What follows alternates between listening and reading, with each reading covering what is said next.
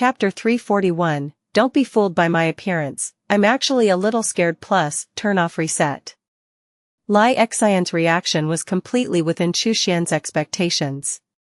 The gap in strength between large tribes and tribal nations was immense. It far surpassed the difference in power between medium and large tribes. Even if 3 or 4 more Xians came, they wouldn't be able to elevate the holy ant tribe to the level of a myriad insects nation in their lifetimes.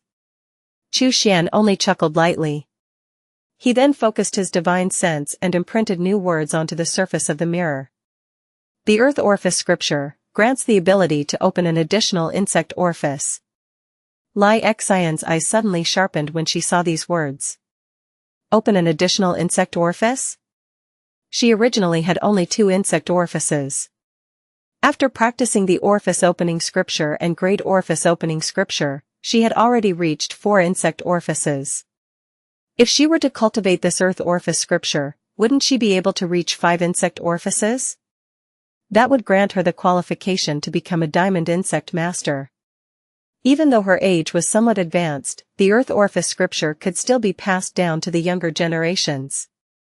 It's just a myriad insects nation, she muttered. As long as the hoe is wielded properly, there's no nation that can't be dug out. Xian clenched her fists. Xuan couldn't help but chuckle.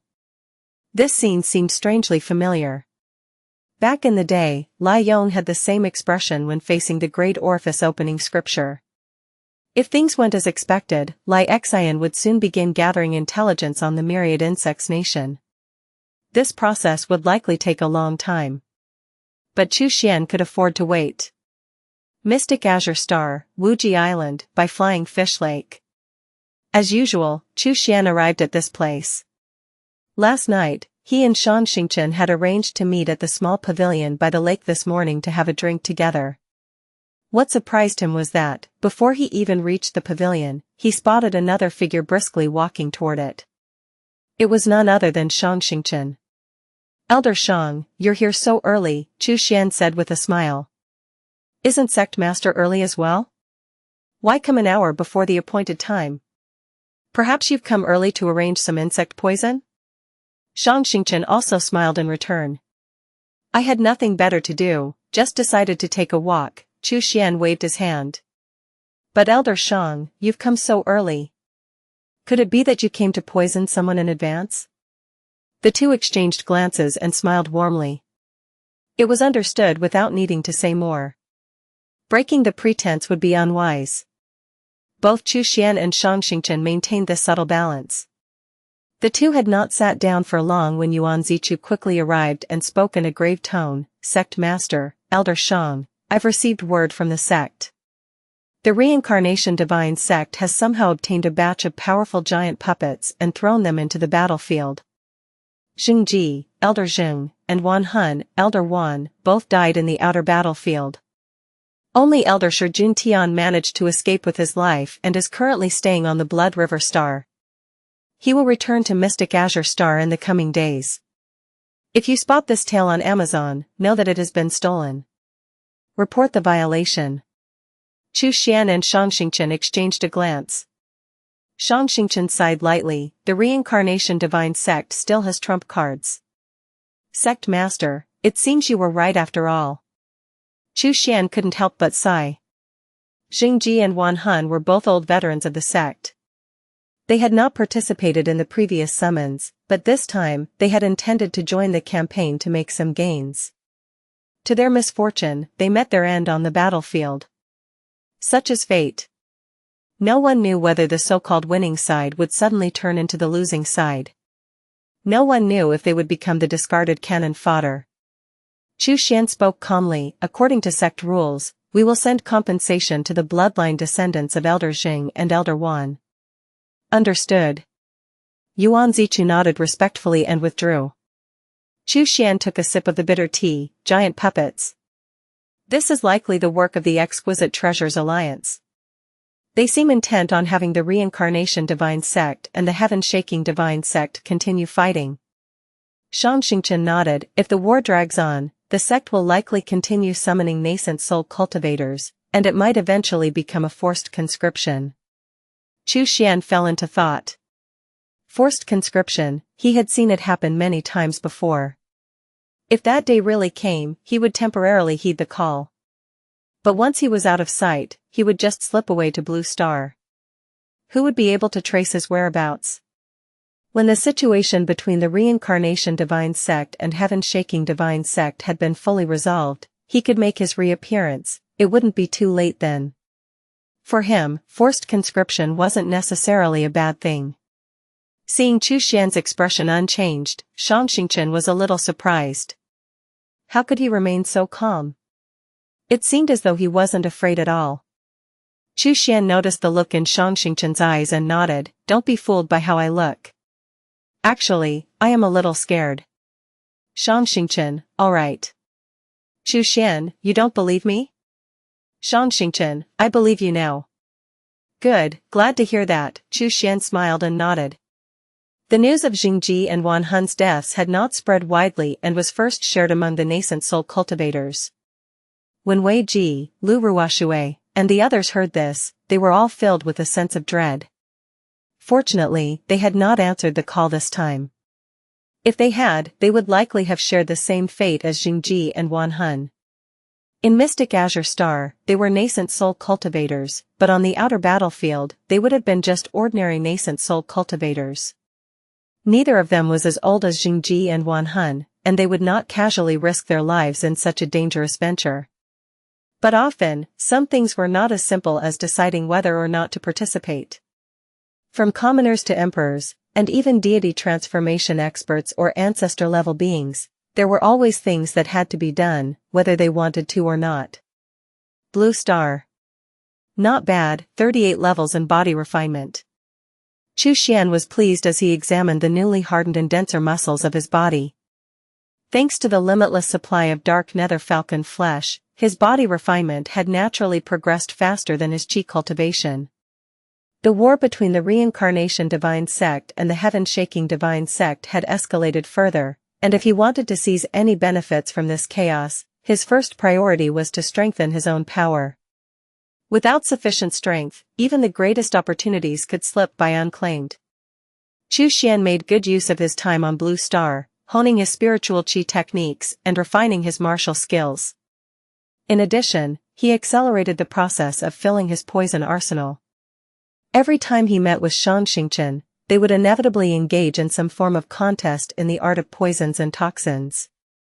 As a result, even though he hadn't focused on it much, his mastery of poison techniques had advanced by leaps and bounds. He had gained a much deeper understanding of many of his earlier concoctions. After some modifications, many poisons that previously only posed a threat to nascent soul cultivators in the early stages now had remarkable effects on those in the later stages of nascent soul. Furthermore, his blood queen could now breed a large variety of bees, and among them, the venomous bees could store poisons in their bodies. Over the course of 3 years, Xuan had truly armed himself to the teeth. Every part of his body seemed to house a dormant venomous bee. At the slightest mental command, these bees would release the poisons they carried. The poisons took various forms, some as powders, some as gas, and others as liquids. The only commonality was that they were all colorless, odorless, and tasteless. This was Xuan's fundamental requirement for any poison. If the poison could be easily detected, it would lose its effectiveness and only alert the enemy. In that case, it would be better not to use it at all. One day, as Xuan was deep in the process of concocting poisons, he suddenly noticed cracks appearing in the mother stone. His intuition told him that a major event had occurred within the sect, so he immediately returned to the Heavenly Infinite sect. Sar the novel, FIR.NT website on Google to access chapters of novels early and in the highest quality. Chapter 342, Returning to the Extraterritorial Battlefield plus, Turn off Reset. Heavenly Infinite Sect, in the main hall of the sect. Xuan, Changqing, Wei Ji, Lu Ruoshui, and other nascent soul cultivators were gathered together. Shijun Tian had also returned to Mystic Azure Star, and it was from him that the terrifying news had been revealed. What? Forced conscription? Wei Ji's expression was one of shock, and he was at a loss for words. Lu Ruoshui furrowed her brows tightly, also speechless. As for Xuan and Changqing, they had already anticipated such a day and were, therefore, not particularly startled. Shijun Tian gave a wry smile and raised his right arm to clasp his hands in greeting. He had lost one of his arms. Sect Master, fellow Taoists, he began. This is not my decision, but an order from the upper sect. He paused before continuing. Please do not hold it against me. The upper sect has issued an order. Within 10 days, all nascent soul cultivators from Mystic Azure Star must proceed to the extraterritorial battlefield through the ancient teleportation array. There can be no delay. Mystic Azure Star may only have one nascent soul cultivator left to guard it. Shi Juantian's voice grew softer. I have been injured and can no longer participate in the outer battlefield. Therefore, I will be the one to remain behind and guard Mystic Azure Star. Wei Ji clenched his fists. The forced conscription was a clear indication that the war had intensified to a critical point. Who would want to throw themselves into a battlefield at this stage? It was essentially a death sentence. If they encountered a deity transformation cultivator, a single flick of their finger could wipe them out. After hundreds of years of nascent soul cultivation, would it all be for nothing? Since this is a direct order from the upper sect, none of us can refuse, Xuan said as he stood up first. He clasped his hands and bowed to the sky. I, Xuan, eat the upper sect's food and follow its summons. I am willing to go. His words immediately left Wei Ji, Lu Ruoshui, and the others astonished. Even Shijun Tian was surprised. He remembered that Xuan had always been someone who kept a low profile. During the Mystic Azure War, Xuan had hidden among the disciples of Wan Hun, only revealing himself at the last moment. Now, how could he say such things and act in this way? It seemed a bit too righteous and self-sacrificial, almost like an idealistic hero. Shijun Tian still had a 9th-level corpse king in his storage ring, a gift from his master, Bloodwing True Person, when he returned to Mystic Azure Star. Bloodwing True Person had clearly stated that there would be someone in the Heavenly Infinite sect who would refuse to comply with the conscription, and at that time, the 9th-level Corpse King would be sent to subdue them. But now, with Xuan, the sect leader, taking the lead and willingly agreeing to go, it seemed there would be no need for the 9th-level Corpse King to be deployed after all. Changqing was the second to rise. Changqing, willing to go. With the two strongest nascent soul cultivators having spoken, Wei Ji, Lu Ruoshui, and the others no longer had a choice. They had to rise and, in a somewhat resigned manner, say, we are also willing to go. Shijun Tian was deeply moved, and seeing this, he bowed deeply. The upper sect will not forget the actions of all you fellow Taoists today. Xuan waved his hand grandly. You all have 10 days to arrange your affairs, to make arrangements. He paused, and then his tone turned cold and commanding. But let me say this clearly, anyone with second thoughts, who dares to defy the upper sect's conscription, I, Xuan, will personally execute. This narrative has been unlawfully taken from Royal Road. If you see it on Amazon, please report it. With that, he turned and walked out of the sect hall first. Wei Ji and the others immediately followed behind. Changqing was the last to leave.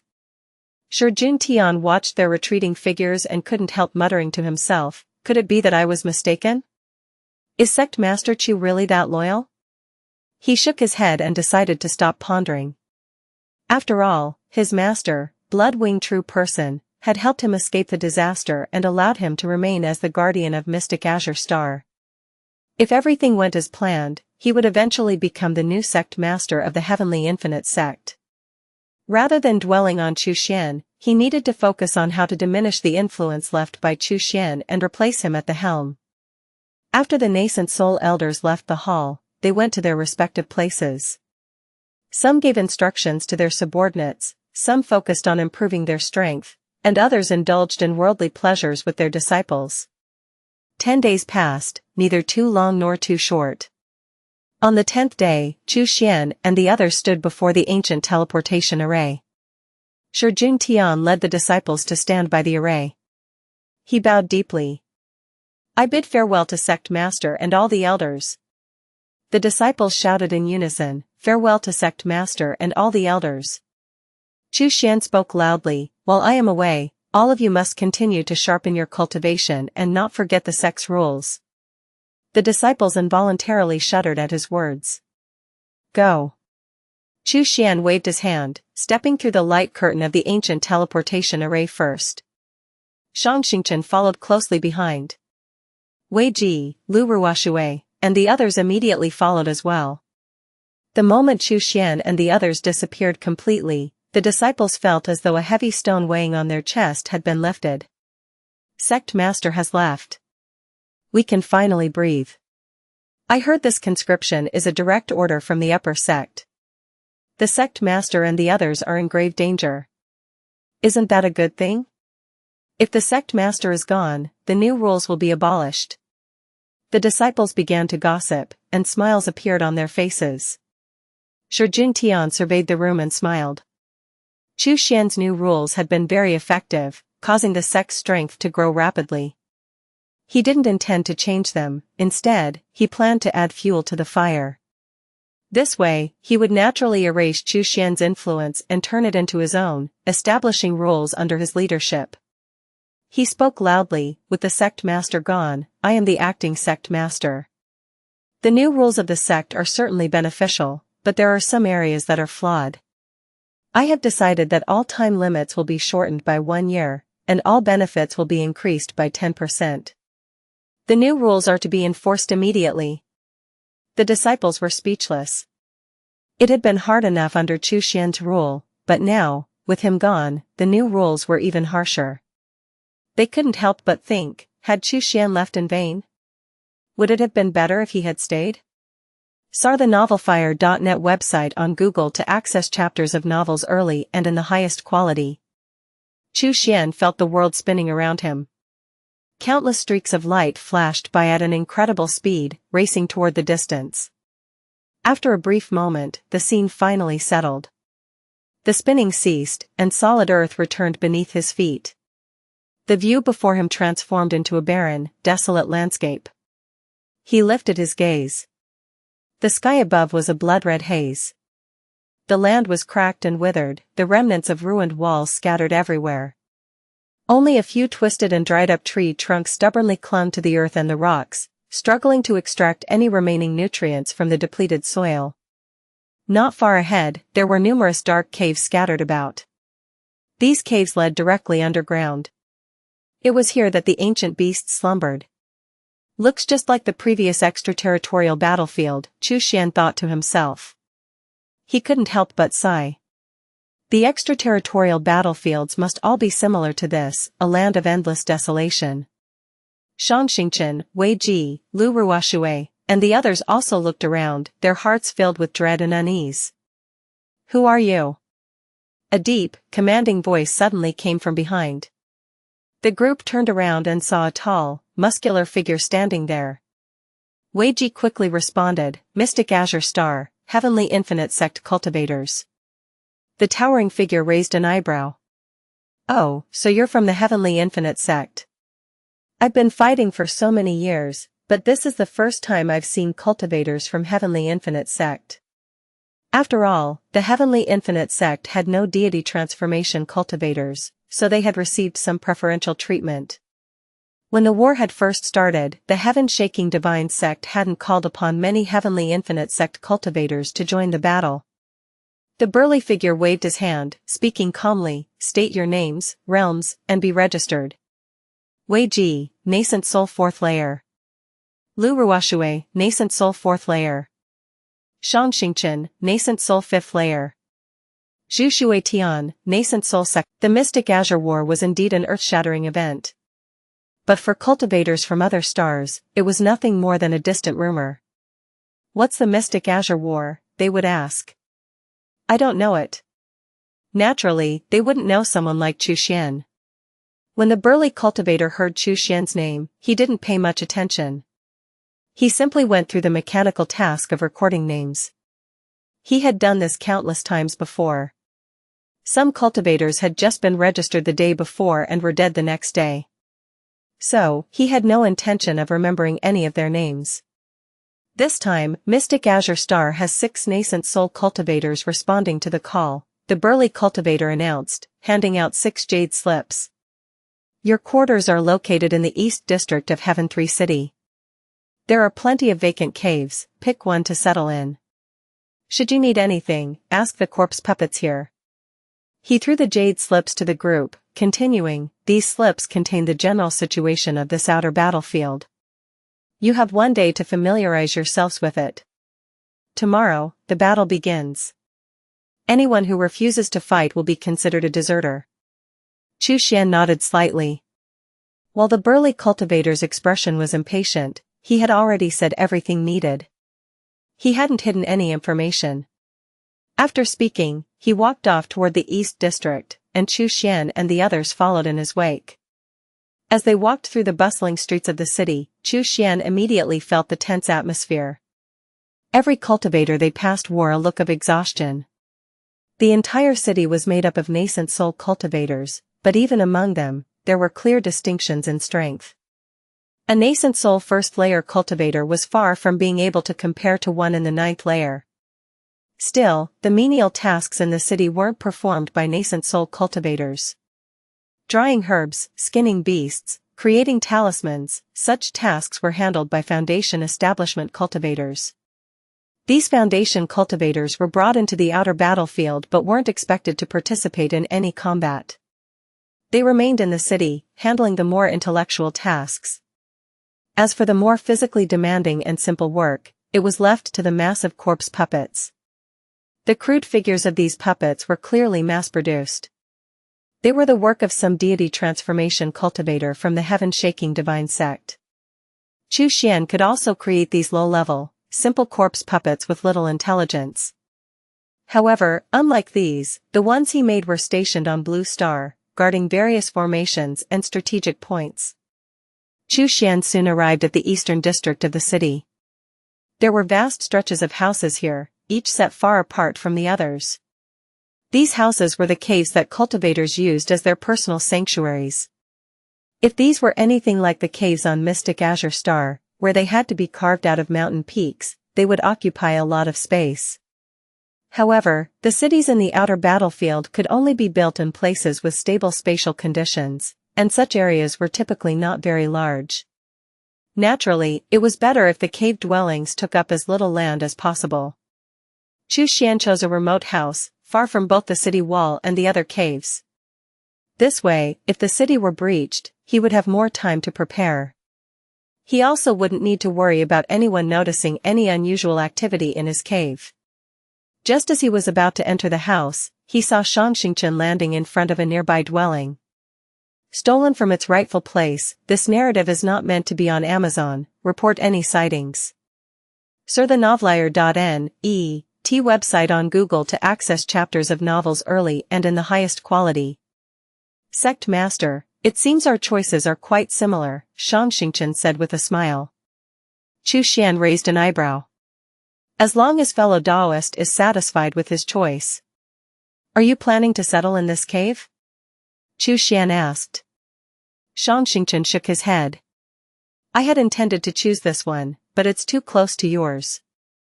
I often brew poisons, and it might disturb your cultivation. I'll pick another one. He pointed to a cave not far off. There was a whole house between the two of them, creating a comfortable distance. That works better for both of us, Xuan said with a nod, satisfied with the arrangement. With that, he entered the cave. Upon entering, he immediately began setting up various formations, offensive formations, defensive arrays, tracking arrays, soundproofing formations, and light-absorbing arrays. In fact, his storage ring was filled with various formations, so leaving some behind was no trouble at all. Once the formations were set up, Xuan took a moment to look around the house. The interior was simple, with just a stone table and 2 stone chairs in the main hall.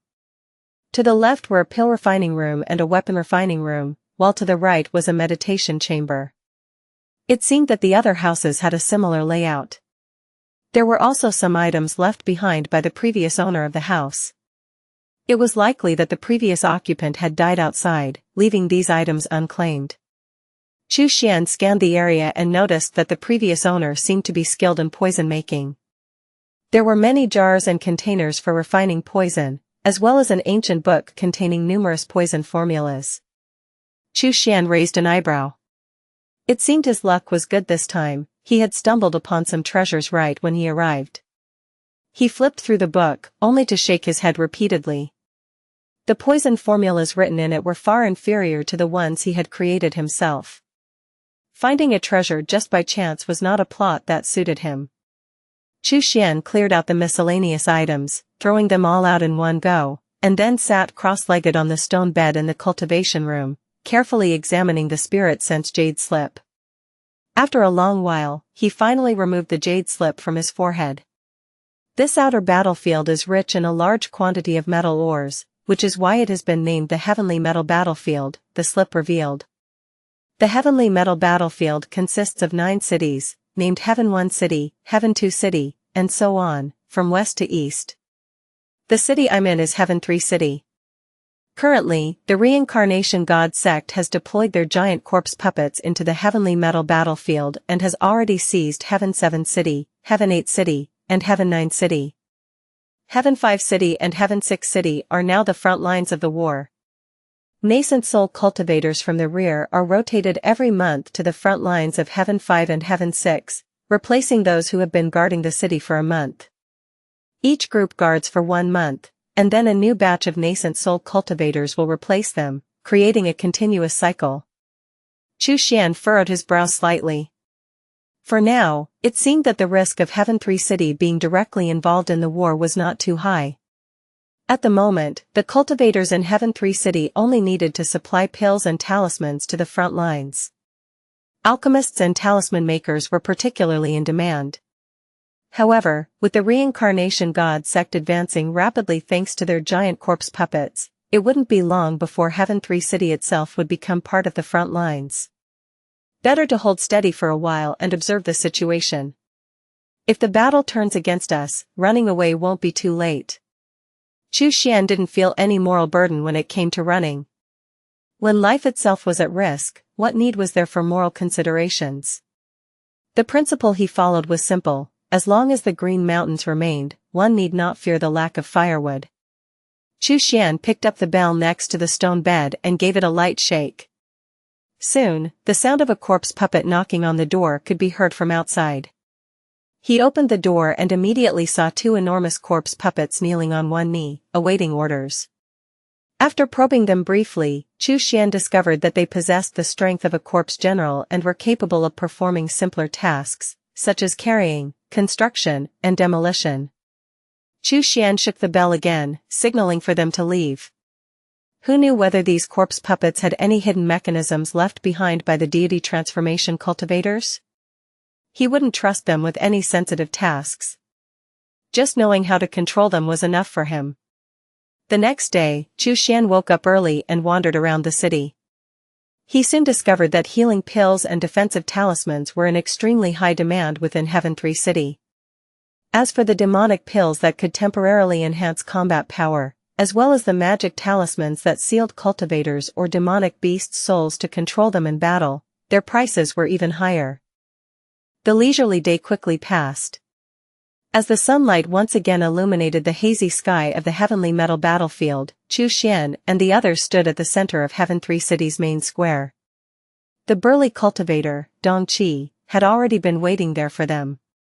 He scanned the crowd with a cold expression and spoke, "My name is Dongqi, from the Falling Sun Demon Fortress, Nascent Soul Late Stage.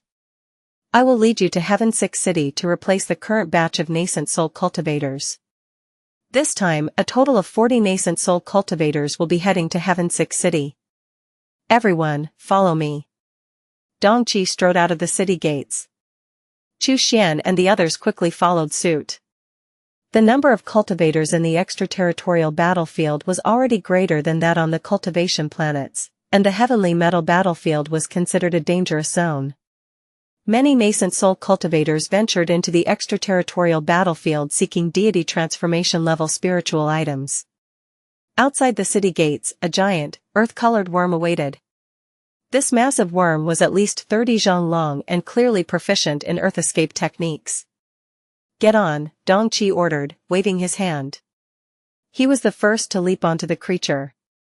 The others followed suit and climbed aboard. Once everyone had mounted, Dongqi let out a long howl.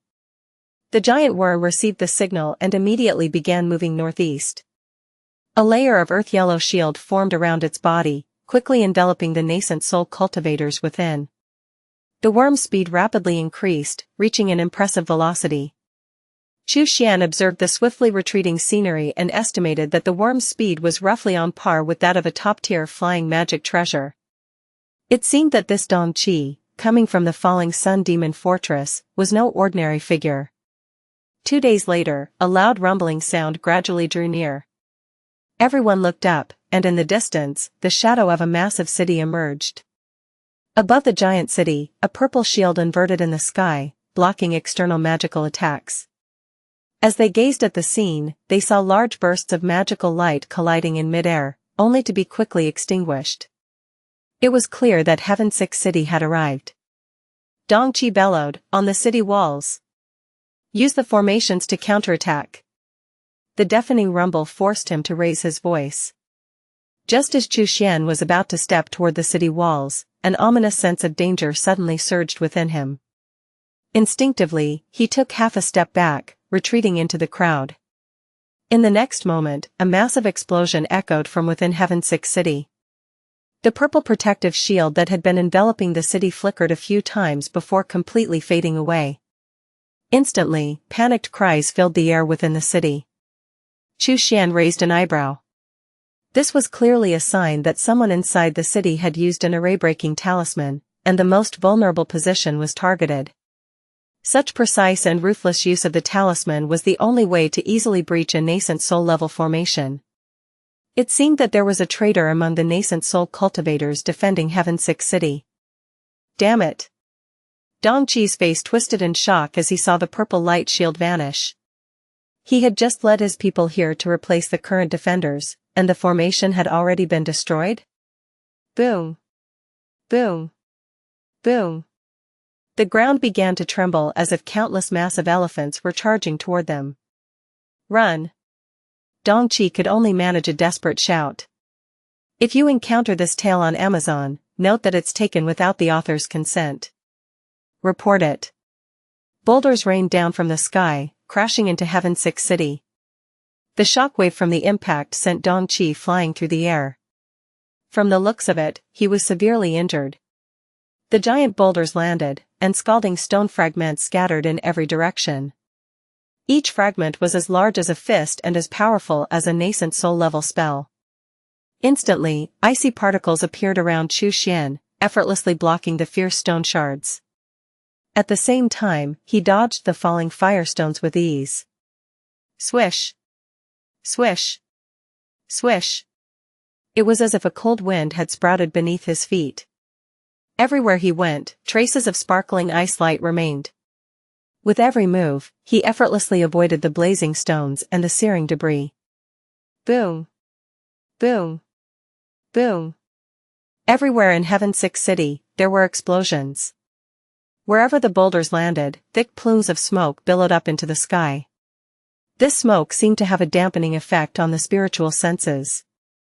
At this moment, the nascent soul cultivators appeared to be like headless flies, instinctively fleeing westward. Through the smoke, Xuan could see large, imposing shadows approaching rapidly. It was clear that the massive corpse puppets, the giant puppets, were closing in. Each giant puppet exuded a tremendous, overwhelming aura. Though these puppets were comparable to nascent soul cultivators in terms of cultivation, their strength was immense, and they could operate on nothing more than large spirit stones. It would take at least 2 nascent soul cultivators working together, expending twice the effort, to destroy one giant puppet. Hence, few cultivators were willing to engage them head-on. Moreover, behind the giant puppets, Xuan could sense the presence of more cultivators from the heaven-shaking divine sect rushing toward the battlefield. With the defensive formation of Heaven 6 City shattered, it was clear that the city's fall was imminent. It was already time to flee. Xuan surveyed his surroundings and quickly realized that he had become separated from Changqing and the others. Without wasting any more time, he dove into a nearby building, taking advantage of the chaos to avoid detection. Connecting his mind to the Myriad Realms mirror, he took a step forward and was instantly transported back to Blue Star. The eerie howls of zombies and the sight of the desolate city immediately greeted him, and he couldn't help but sigh in relief.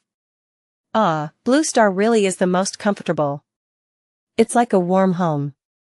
Thinking back to the situation in Heaven 6 City, he estimated that fewer than 3 out of the nascent soul cultivators sent to replace the defenders would make it out alive. If it weren't for the Myriad Realms mirror, he probably would have been trapped as well. Judging by the rough situation, he thought to himself, there are probably 3 giant corpse puppets. And the number of nascent soul cultivators is over 100. It looks like the reincarnation sect feigned an assault on Heaven 5 City while secretly redeploying forces to attack Heaven 6 City. Plus, there's an insider in the city helping them take it down. Search *the website on Google to access chapters of novels early and in the highest quality. Xuan briefly analyzed the situation, and it was clear to him that it wasn't the heaven-shaking divine sect's incompetence, it was the underhanded tactics of the reincarnation sect that had made all the difference. Looks like I'll just stay here on Blue Star for a few more years, then return later, he mused. The real problem is, will this heavenly metal battlefield collapse again like the last one? He shrugged off the thought and decided to focus on his own cultivation. Let's just focus on training. I'll return when I hit nascent soul level 8. No rush.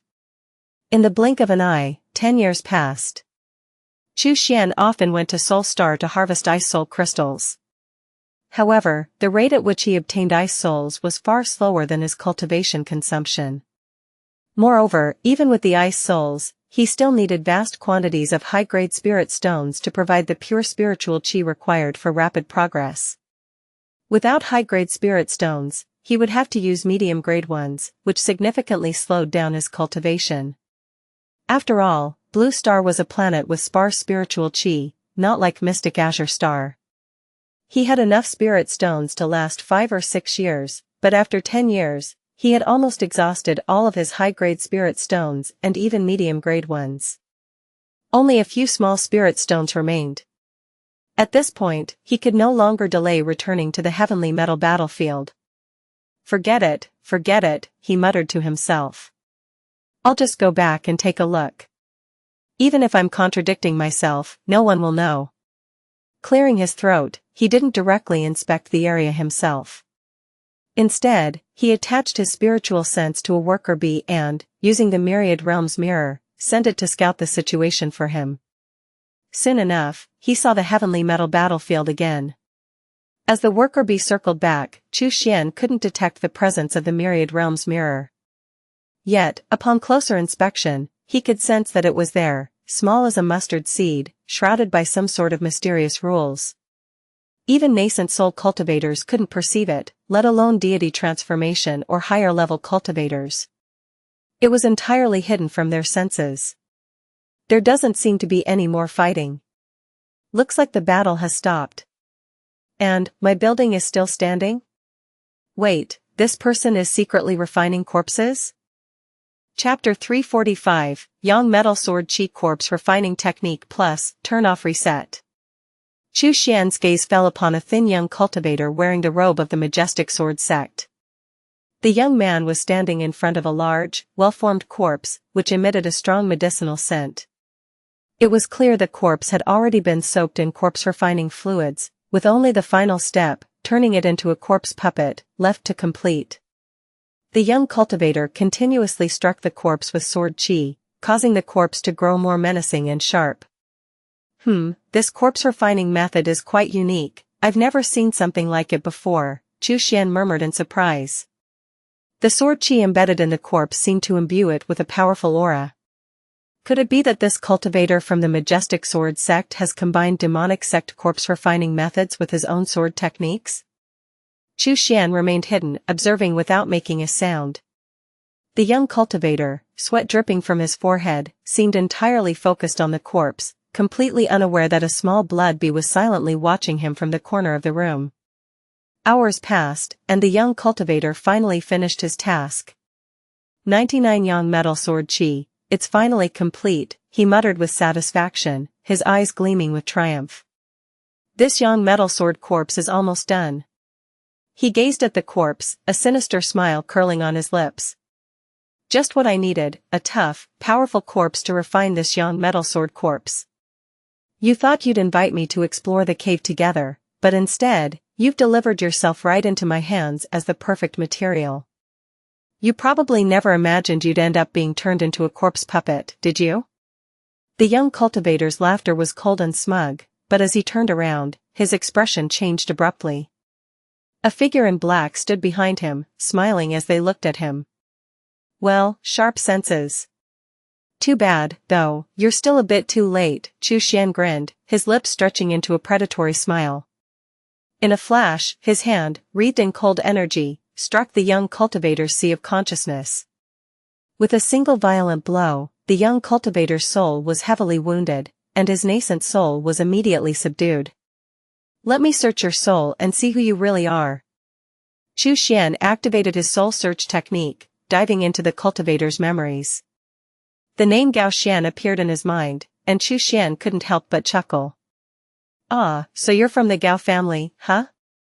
No wonder you're so crafty.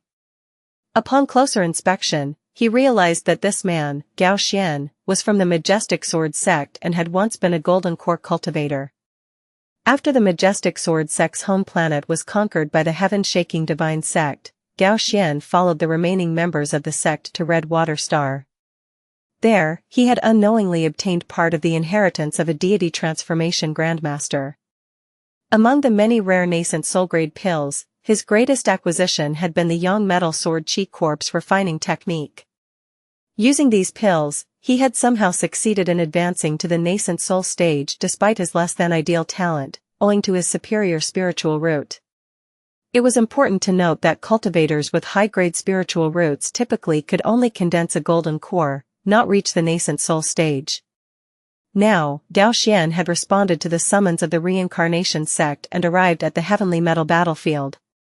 His task, however, was not to attack the heaven-shaking divine sect cultivators but to guard the Heaven 6 city. Unauthorized reproduction, this story has been taken without approval. Report sightings. As for the corpse he had turned into a Yang Metal Sword corpse, it originally belonged to a nascent soul cultivator from the Red Water Star's Crimson Flame Hall. This person had kindly invited Gao Xian to explore a nearby cave and capture any remaining demonic cultivators. Gao Xian, eyeing the body of this Qi Yan temple cultivator, had killed him and used the Yang Metal Sword Chi corpse refining technique to turn his corpse into the Yang Metal Sword corpse. Majestic Sword sect cultivators, aren't they supposed to focus on merit just like me? This young man has strayed onto a wrong path. With a casual motion, Xuan snapped Gao Xian's neck, throwing the corpse into the heavenly corpse tower, while his soul and nascent soul were tossed into the sky-shielding umbrella. As for the Yang Metal Sword corpse, after a quick glance, he could tell it had not been successfully refined. The cultivator's understanding of the Yang Metal Sword Chi corpse refining technique was clearly lacking. After all, he was from the Majestic Sword sect, he didn't know the first thing about corpse refining. All those 99 sword chi were wasted. The Yang Metal Sword Chi has always been known for its formidable destructive power. I might be able to make use of this incomplete Yang Metal Sword corpse. Xuan pondered for a moment and then tossed the half-formed Yang Metal Sword corpse into Blue Star. However, he did not immediately act on this. At this moment, his most pressing concern was to replace this Gao Xian from the Majestic Sword sect and re-enter Heaven 6 city. Closing his eyes, Xuan swiftly delved into Gao Xian's network of relationships. This man was solitary and self-deprecating, rarely making friends. His parents were ordinary mortals, likely long since turned to dust. Perfect, just the kind of person I like. Even if I replace him, no one will notice. Xuan nodded with satisfaction. After disguising himself as Gao Xian, he stepped out of the room with determined strides. Xuan had spent 10 years training on Blue Star, yet only 1 year had passed in the heavenly metal battlefield. Looking around, he noticed that the Heaven 6 city had not changed much. The houses destroyed by the giant rocks had long been rebuilt. Cultivators rushed back and forth through the streets, each with their own mission. Gao Xian, why are you still idling? Your task isn't finished yet. Go to the cave outside the city and clean up the Nether crocodiles. An annoyed voice rang out. Chu Xian turned toward the source of the voice and saw a slender, attractive woman. She stood with her hands on her hips, her expression arrogant and defiant.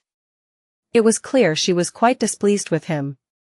Beside her was a handsome young man, who only cast a casual glance at Chu Xian, not even bothering to look longer. He clearly didn't consider Chu Xian a threat. After all, Chu Xian had already disguised his cultivation as Gao Xian's nascent soul 2nd level. Chu Xian took note of the pair with subtle scrutiny. The woman's name was Han, a fellow disciple from the Majestic Sword sect, just like Gao Xian. The man was named Xianxia, a mid-stage nascent soul cultivator from the Fiery Cloud Tower. The Fiery Cloud Tower, along with the Majestic Sword sect, the Celestial Sound Zen Temple, and the Crimson Flame Hall, was one of the 5-tiered sects under the Reincarnation sect. Han, though charming in appearance, was a domineering and arrogant person. Seeing Gao Xian's frail form, she likely thought him an easy target. Since Gao Xian had entered the Majestic Sword sect, Han often treated him as though he were her servant. Gao Xian had secretly cursed her on numerous occasions. Even now, despite Gao Xian's fortunate breakthrough to nascent soul, she still treated him as beneath her, ordering him around as if nothing had changed. She had the power to do so, after all. Not only was she at the nascent soul mid-stage, but she also had an ancestor at the deity transformation stage. Gao Xian, with neither talent nor backing, dared not oppose her. He had no choice but to swallow his pride. However, Han and Xianxia had no idea that beneath Gao Xian's appearance, a different person had taken his place. Sarthanafire.at website on Google to access chapters of novels early and in the highest quality. When faced with Han haughty commands, Chu Xian merely flashed a smile. Alright, senior sister Han, I'll go right away. Han, looking at his smile, suddenly felt a chill run down her spine. That was strange. He had only smiled, yet why did she feel a sense of unease? This wasn't normal. Han thought for a moment and then added, also. 3 days from now, senior brother Ximen has called for an urgent meeting. At the hour of you, remember to go to senior brother Ximen's cave. Chu Xian smiled and nodded, understood. With that, he turned and walked towards the city gates. Seeing his smile, Han found herself unable to pick a flaw and reluctantly gave up. Xianxia glanced at Han and smiled faintly. Why should junior sister Han be bothered by someone like him? He still needs to go through your inspection to complete the task of clearing the Nether crocodiles, doesn't he? At that time, a bit of subtle difficulty will make him suffer for days. A smile finally appeared on Han enchanting face. He was right. She did enjoy looking down from her high position, especially when weaklings were forced to endure, their pain and struggle bringing her an inexplicable pleasure. Outside of Heaven 6 city, Chu Xian entered a cave. Without much effort, he quickly located several Nether crocodiles. His task was to eliminate 1,000 of these beasts within a month. Upon completion, he would be rewarded with various special treasures from the heavenly metal battlefield. Gao Xian, at only nascent soul 1st layer, while nascent soul cultivators had little trouble dealing with Nether crocodiles, killing 1,000 of them without injury would take a great deal of time. Gao Xian had only completed 2/3 of the task, and there were just 2 days left. However, with Chu Xian's strength, completing the task was effortless. But in order to properly play the role of Gao Xian, he did not rush to leave after finishing the task. Instead, he found a safe spot in the dark cave and sat down, contemplating his next steps. The first thing he needed to figure out was the current battle situation between the Reincarnation sect and the heaven-shaking divine sect, who was gaining the upper hand, and who was falling behind. Chu Xian naturally hoped that the heaven-shaking divine sect would win. But if the heaven-shaking divine sect was destined to lose, he certainly wouldn't tie himself to a doomed wagon. Everything he did next would depend on the state of the war. Search *the Nelfer.net website on Google to access chapters of novels early and in the highest quality. Interesting, this Ximen senior brother, it's actually Ximen Changqing. A smile appeared on Chu Xian's face. It was only after hearing Han Iren's words that he had gone back to review Gao Xian's memories. That was when he discovered who this so-called Ximen senior brother was. He hadn't expected to run into an old acquaintance here in Heaven 6 City on the Heavenly Metal battlefield. 2 days later, in the night, Chu Xian returned to the Heaven 6 City. According to custom, he brought his harvest before Han Iren for inspection. The tiny nether crocodiles might possess blood crystals within their bodies. Blood crystals contained a dense, potent blood essence, a treasure most favored by body refiners. They could also be used in the crafting of elixirs. However, not every nether crocodile possessed a blood crystal. It was said that only after slaying 50 would one appear. Thus, Chu Xian had brought back 200 blood crystals, completing the task of slaying 1,000 nether crocodiles. Han Iren, with feigned seriousness, picked up the blood crystals to examine them. These are too small, they're unqualified. This one's full of impurities, also not acceptable. This one's cracked, completely unqualified. Han Iren nitpicked, managing to discard over 20 blood crystals, claiming them all unfit.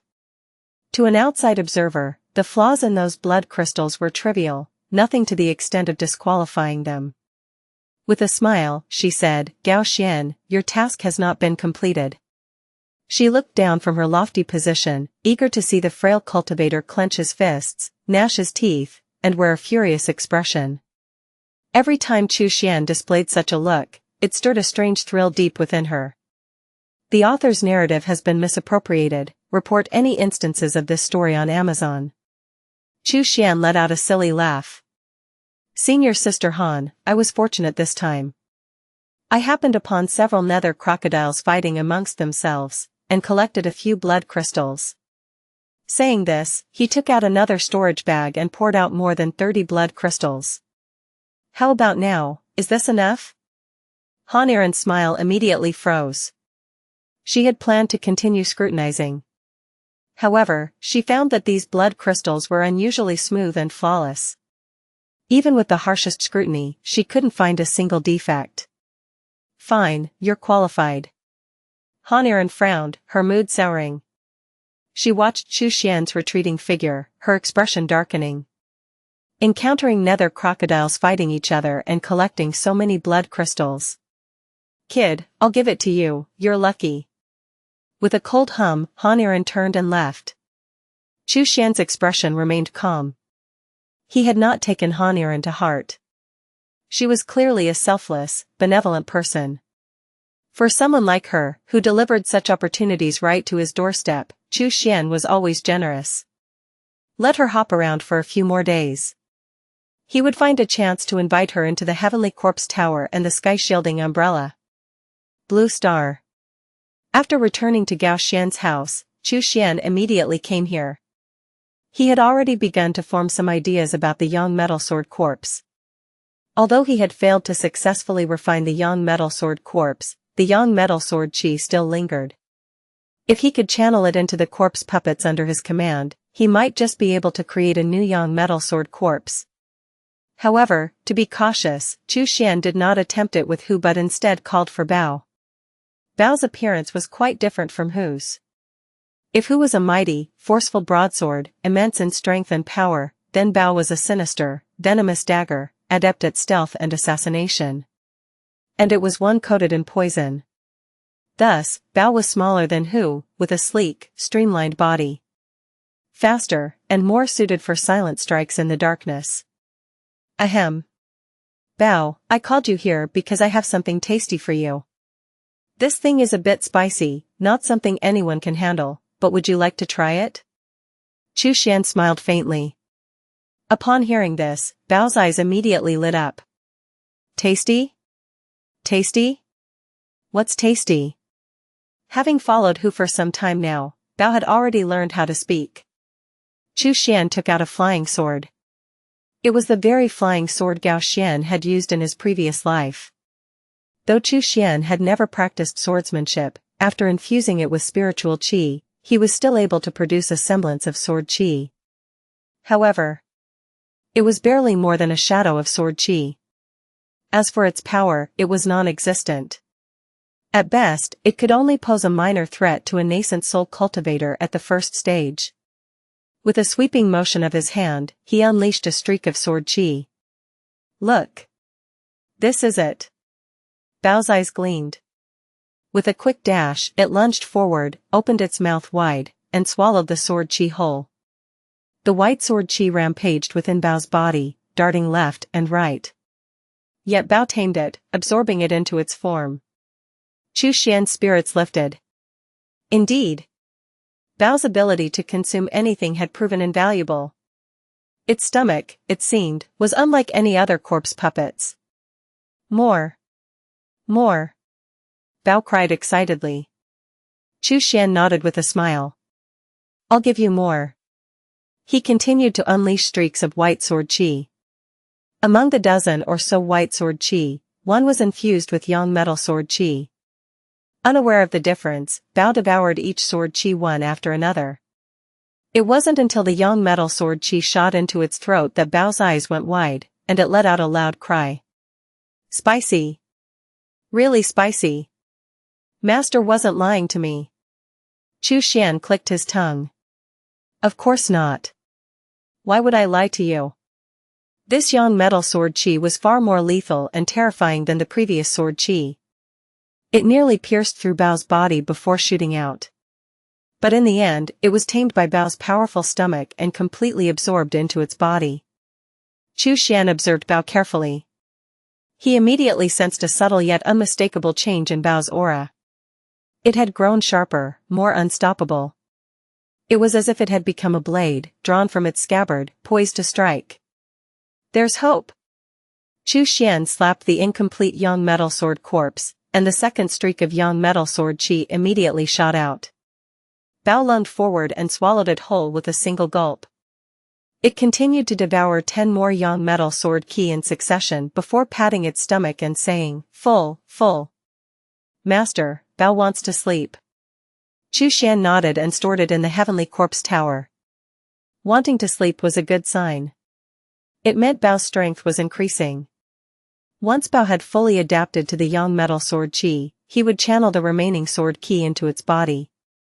Eventually, all 99 yang metal sword qi would be absorbed, completing Bao's transformation into a yang metal sword corpse. In the morning, Xian arrived outside Ximen Changqing's residence. He activated a sound transmission talisman. Moments later, the door slowly creaked open. Only then did he hasten his steps and enter the house. Ximen Changqing was now a mid-stage nascent soul cultivator. Xian guessed that he was at least at the 6th level of nascent soul, otherwise, he wouldn't have been able to gather Haniren, Xian, and others to discuss matters. Of course, from what he knew about Ximen Changqing, it was also possible that the man had concealed his true power. Inside the room, 4 nascent soul cultivators were already seated. The one at the head of the table was Ximen Changqing. As for the other 3, Xian quickly recognized them through Xian's memories. Haniren, Luo Yan, and Yang Feixiong. They were all nascent soul cultivators of the majestic sword sect. When Xian entered, Luo Yan and Yang Feixiong merely glanced at him briefly and didn't pay much attention.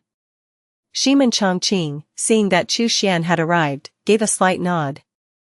He spoke in a deep voice, I've gathered you all today to inform you of the detailed situation on the heavenly metal battlefield. He then began recounting the recent progress. However, the details were all about how many spiritual stone mines, metal mines, and spiritual herb gardens their side had occupied. As for the front lines, he didn't mention a word. After finishing his report, Haniren, Luo Yan, and Yang Feixiong all showed expressions of excitement. If this continues, driving those demon cultivators away and taking full control of the heavenly metal battlefield will only be a matter of time. Yes, this is a dangerous outer battlefield. In the future, our majestic sword sect will have a share of it. Who knows, perhaps one day we'll even retake Dawn Star and rebuild the majestic sword sect. CTH novel, F. IR.net website on Google to access chapters of novels early and in the highest quality. Xuan glanced at Ximen Changqing, his gaze subtle. He found that Ximen Changqing was only smiling faintly and didn't say much. This likely indicated that the battle between the Samsara God sect and the Hantian divine sect was particularly fierce. At this moment, Ximen Changqing suddenly spoke. By the way, the Fiery Cloud Tower has just seized a large spiritual stone mine near the Heaven 3 city. They need 2 people to remain stationed there. But the Fiery Cloud Tower doesn't have enough cultivators to spare, so they can only send 1. Who would be willing to assist with the guard? According to the rules set by the divine sect, the cultivator stationed at the spiritual stone mine will receive a nascent soul early-stage puppet beast. Haniran, Luo Yan, and Yang Feixiong all brightened at the mention. A puppet beast. This creature only required a soul imprint to be refined for personal use. Since the puppet beast contained a soul, it could fight on its own without the need for constant control.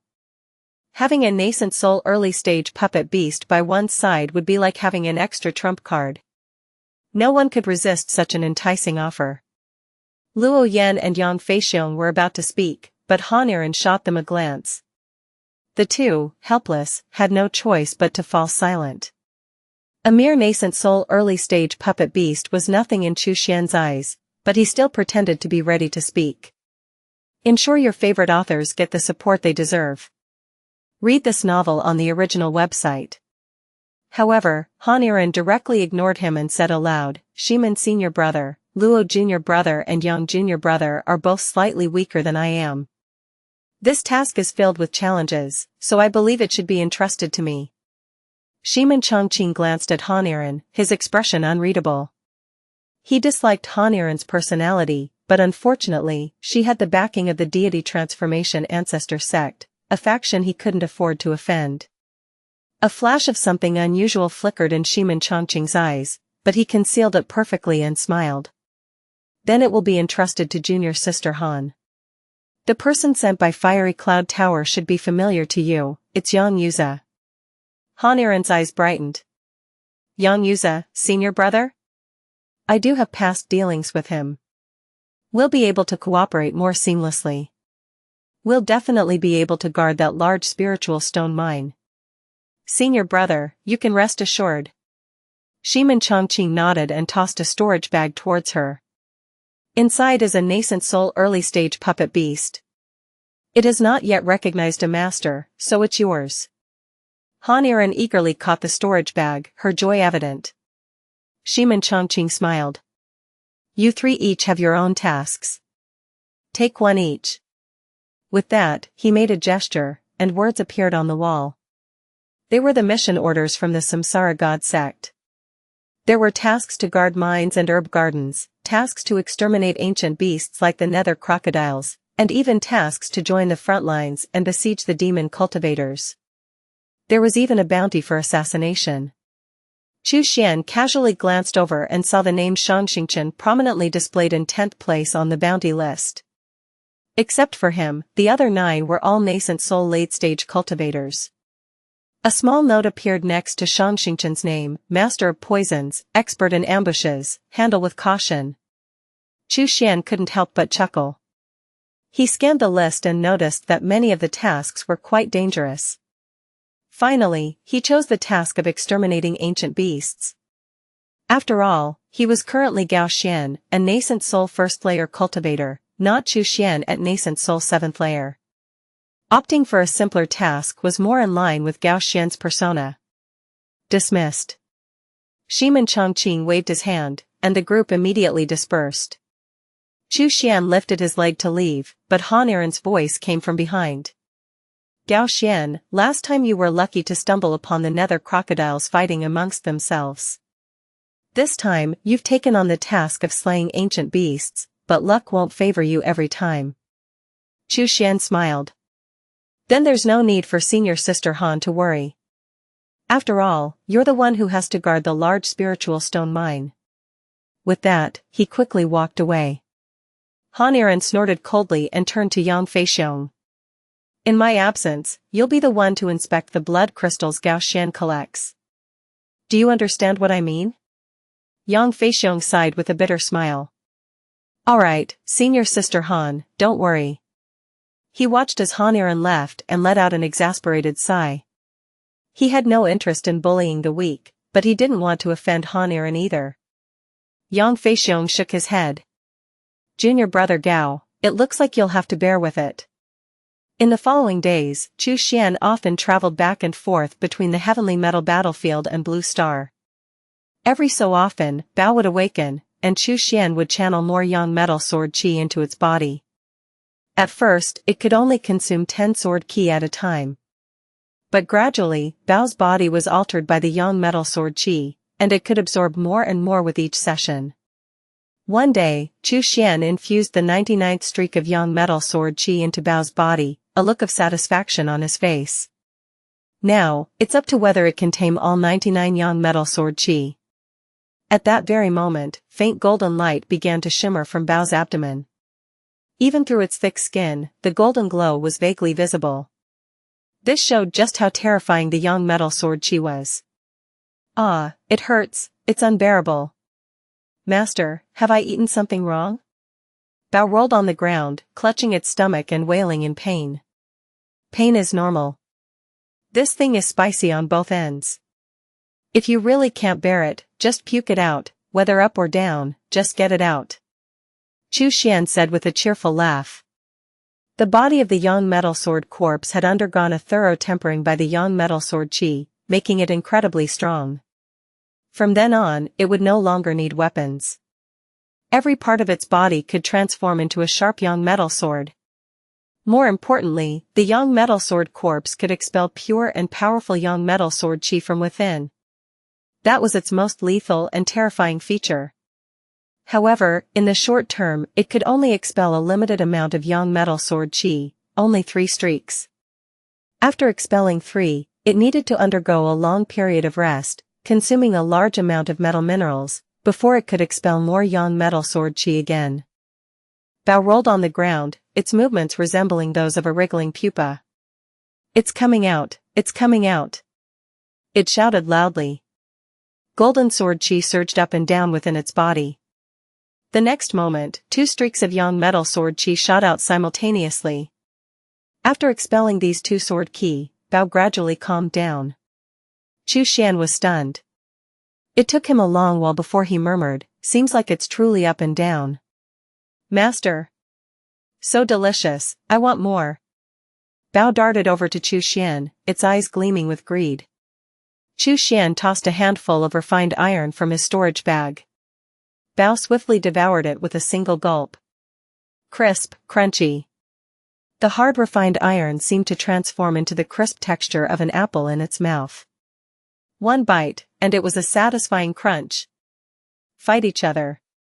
Let me see just how strong Bao has become. Chu Xian waved his hand. Who had been watching from the side, immediately rushed forward upon receiving the order. Bao, I'm coming. Who cracked its knuckles, then charged with a single powerful stride. Its massive fist was ruthlessly aimed at Bao's skull. He. Sir, the novel, ir.net website on Google to access chapters of novels early and in the highest quality. Bao finished swallowing the last of the refined iron, and then immediately turned around to retaliate. Clang! The 2 corpse kings clashed, and the sound of metal striking metal rang out continuously. Dust flew everywhere. The ground creaked under the tremendous pressure. Roar! In the heat of the battle, Bao instinctively opened its mouth and expelled a streak of young metal sword qi. The young metal sword qi moved at lightning speed. Who couldn't dodge in time? Its shoulder was instantly pierced by the sword qi. Whoosh! The entire left arm was severed in a single strike. Chu Xian's expression changed slightly, and he was about to step forward to check on Hu. But Hu, with an unflinching expression, seized the moment when Bao released its sword qi, and swung its right hand like a blade, aiming for Bao's neck. Clang! The strike landed, and Bao immediately collapsed, falling into a deep, infant-like sleep. Who stepped forward, picked up its severed left arm from the ground, and reattached it. From the wound, thin strands of blood began to emerge, resembling ropes, stitching the severed parts back together. In the blink of an eye, the injury was nearly gone, leaving behind no trace. Xuan was both surprised and intrigued. Stolen content warning: this content belongs on Royal Road. Report any occurrences. What method is this? Who knelt on one knee respectfully. Master, this is the Blood Fury True Arts blood refining thread technique. Xuan raised an eyebrow in astonishment. When he took Duan Faping's Supreme Thunder Spirit Root, he had casually stuffed his own medium-grade wood spirit root into Hu's body. Since then, Hu's intelligence had grown by leaps and bounds, to the point where it was indistinguishable from a human being. Moreover, Hu possessed the ability to learn acquired techniques.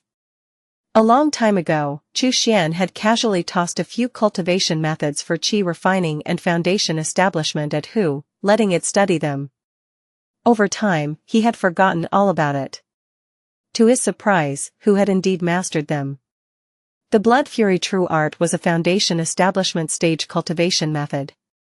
It used blood as a medium, and all the spells cast through it were related to blood. The blood refining thread was the perfect technique for reattaching severed limbs. Are there any other spells? Xuan asked. Hu shook its head in an innocent manner. Master has given many techniques, and Hu has gone through them all. I felt that the Blood Fury True Art resonated the most with me, so I focused on it.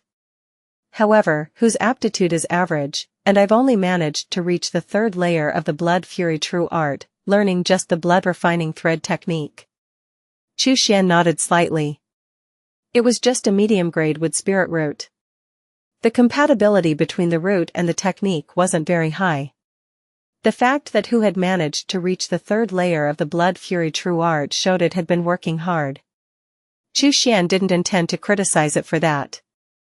Keep up the good work. I believe in you. He encouraged. Thank you, Master. Hu said, deeply moved. A month later, on the Heavenly Metal battlefield in Heaven 6 City. As usual, Xuan returned with enough blood crystals. Since Han Yarensheng was stationed at the large spirit stone mine near Heaven 3 City, it was not her who would inspect the blood crystals this time, but another nascent soul cultivator from the majestic sword sect, Yang Feixiong.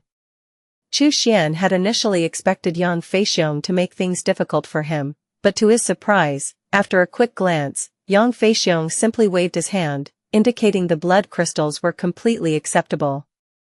Xuan was somewhat astonished. Senior brother Yang, aren't you going to inspect them more carefully? Yang Feixiong shook his head. Oh, we're all from the same sect, why would I make things difficult for you? Afterward, he added, don't blame me, junior brother Gao. Before, I had no choice but to stand by and do nothing. Han Iren's background was too terrifying. That deity transformation elder from her sect? We really couldn't afford to offend him. Now, though, Han Iren is dead. Why should I still worry about her? As he said this, Yang Feixiong's tone actually seemed somewhat relieved. Xuan was taken aback. Dead? I hadn't even gotten a chance to bring her into the Heavenly Corpse Tower or under the sky-shielding umbrella yet. How could she have died so suddenly? Yang senior brother, do you know how she died? Xuan asked curiously. Who had taken her head? Yang Feixiong lowered his voice and said, I heard that the large spirit stone mine she and Yang Yuza were guarding was attacked by demon cultivators. I don't know how many they sent, but when senior brother Ximen led a rescue, the mine had already been taken over by the demon cultivators, and we had to retreat. Yang Feixiong muttered, that mine clearly had a nascent soul-level formation. Even if the demon cultivators outnumbered us, we should have been able to hold out for 2 or 3 days. How did they manage to take it so quickly? Xuan thought for a moment and nodded. These mines and herb gardens were treasures, and it wasn't uncommon for them to change hands between the two sections. The formation being quickly breached wasn't surprising either. As long as the other side had breaking talismans, any formation could be pierced. It was just a pity that he couldn't send Han Iren away himself. That would have been much more satisfying. Senior brother Ximen has issued new tasks, follow me inside. Yang Feixiong waved, signaling him to follow. A moment later, in Ximen Changqing's house. Chu Xian, Luo Yan, and Yang Feixiong sat across from each other. There was another unfamiliar nascent soul cultivator present. With his gleaming bald head and muscular frame, it was clear that he was a nascent soul martial monk from the celestial Sound Zen temple. Ximen Changqing smiled, let me introduce this fellow Taoist. This is Master Miaoyong from the celestial Sound Zen temple. Currently, the celestial Sound Zen temple and the majestic sword sect are in similar situations, so we must work together. Luo Yan and Yang Feixiong nodded in agreement. Chu Xian also nodded along. Master Miaoyong clasped his hands together and recited a Buddhist chant, greetings, the three donors. We will work together from now on. Miaoyong is just a nascent soul fourth layer monk, so please, the three donors, take care of me. Ximen Changqing smiled, we are all working for the upper sect, and rank doesn't matter. Here are the tasks assigned to me by the upper sect. You four can choose for yourselves. As before, Chu Xian picked the task of slaying ancient beasts. Miaoyong, Luo Yan, and Yang Feixiong chose tasks that were more difficult and offered better rewards. Chu Xian noticed that while Ximen Changqing's smile appeared warm and friendly, there was something hidden behind it. A month later, on the Heavenly Metal battlefield. Search the nelfire.nt website on Google to access chapters of novels early and in the highest quality. Chu Xian returned to Heaven 6 City as usual, prepared to bring the blood crystals to Yang Feixiong. This time, he had deliberately left numerous superficial wounds on his body.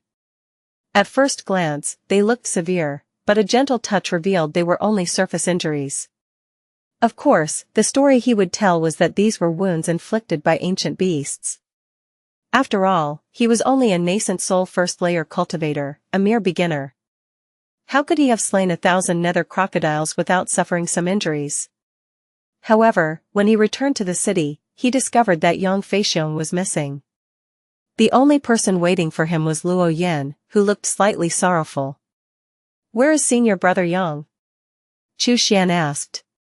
Luo Yan shook his head. He's dead. We took on a task to attack an herb garden but were ambushed by demon cultivators.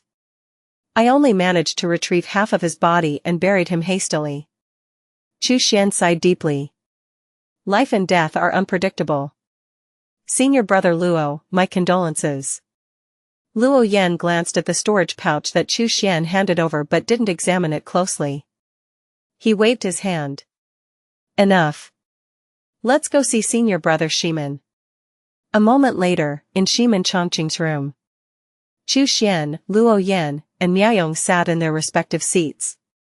Chu Xian, being the weakest in terms of cultivation, sat at the furthest back. Ximen Changqing's expression was solemn. Everyone, the upper sect has assigned us an important task. Seeing his serious demeanor, the three of them immediately became tense. Ximen Changqing spoke with authority, the upper sect wants us to set up a formation 100 miles east of Heaven 6 City. We need to station a nascent soul cultivator and 3 nascent soul early-stage puppet beasts there to await further orders. As long as we guard it for 1 month, those 3 nascent soul early-stage puppet beasts will be considered rewards, and we can take them with us afterward. Additionally, before we leave, we'll receive 20 large spirit stones, a bottle of nascent soul healing pills, and 3 heavenly thunder talismans. With that, he took out a storage pouch. Everything is in here. Upon hearing this, Luo Yan and Miaoyong's breathing quickened. Not to mention the other rewards, just the 3 nascent soul early-stage puppet beasts alone were enough to make them fight for it. Luo Yan was getting older. At this point, he only wanted to accumulate resources for his family's descendants. Most of his magic treasures could only be used by nascent soul cultivators, so his descendants couldn't use them. But puppet beasts were different. As long as there were enough spirit stones, they could be activated. Even if he only brought back one of those nascent soul early-stage puppet beasts, it could serve as the foundation for his family. From then on, if enemies attacked, he could summon the puppet beasts to defend. With that, as long as nothing major went wrong, his family would have more than enough strength to sustain itself until the next nascent soul cultivator emerged. If you spot this story on Amazon, know that it has been stolen. Report the violation. Miaoyong's thoughts were different from Luo Yan's. Miaoyong was still in his prime, with a long lifespan ahead of him. But he, too, needed nascent soul early-stage puppet beasts as his trump card. After all, who would ever complain about having too few trump cards?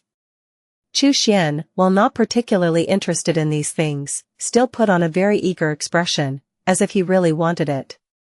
He had long since understood the importance of playing the part well, and this was one of those moments. Ximen Changqing's gaze moved between Miaoyong and Luo Yan before finally resting on Miaoyong.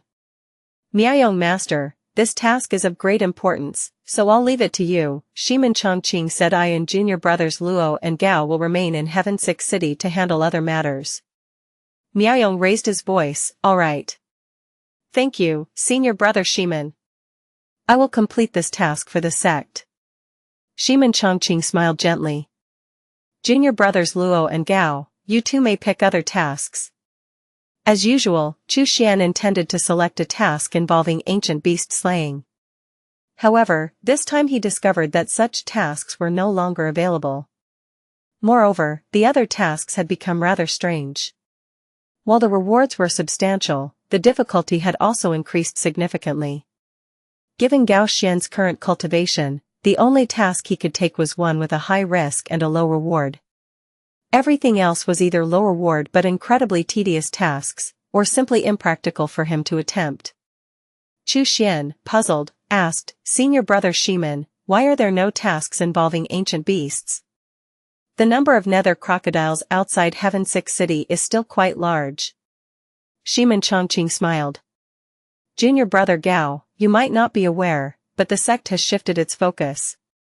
While ancient beasts threaten both us and the demon cultivators, we only need to ensure that the area around the city does not become overrun with them, forming a beast tide.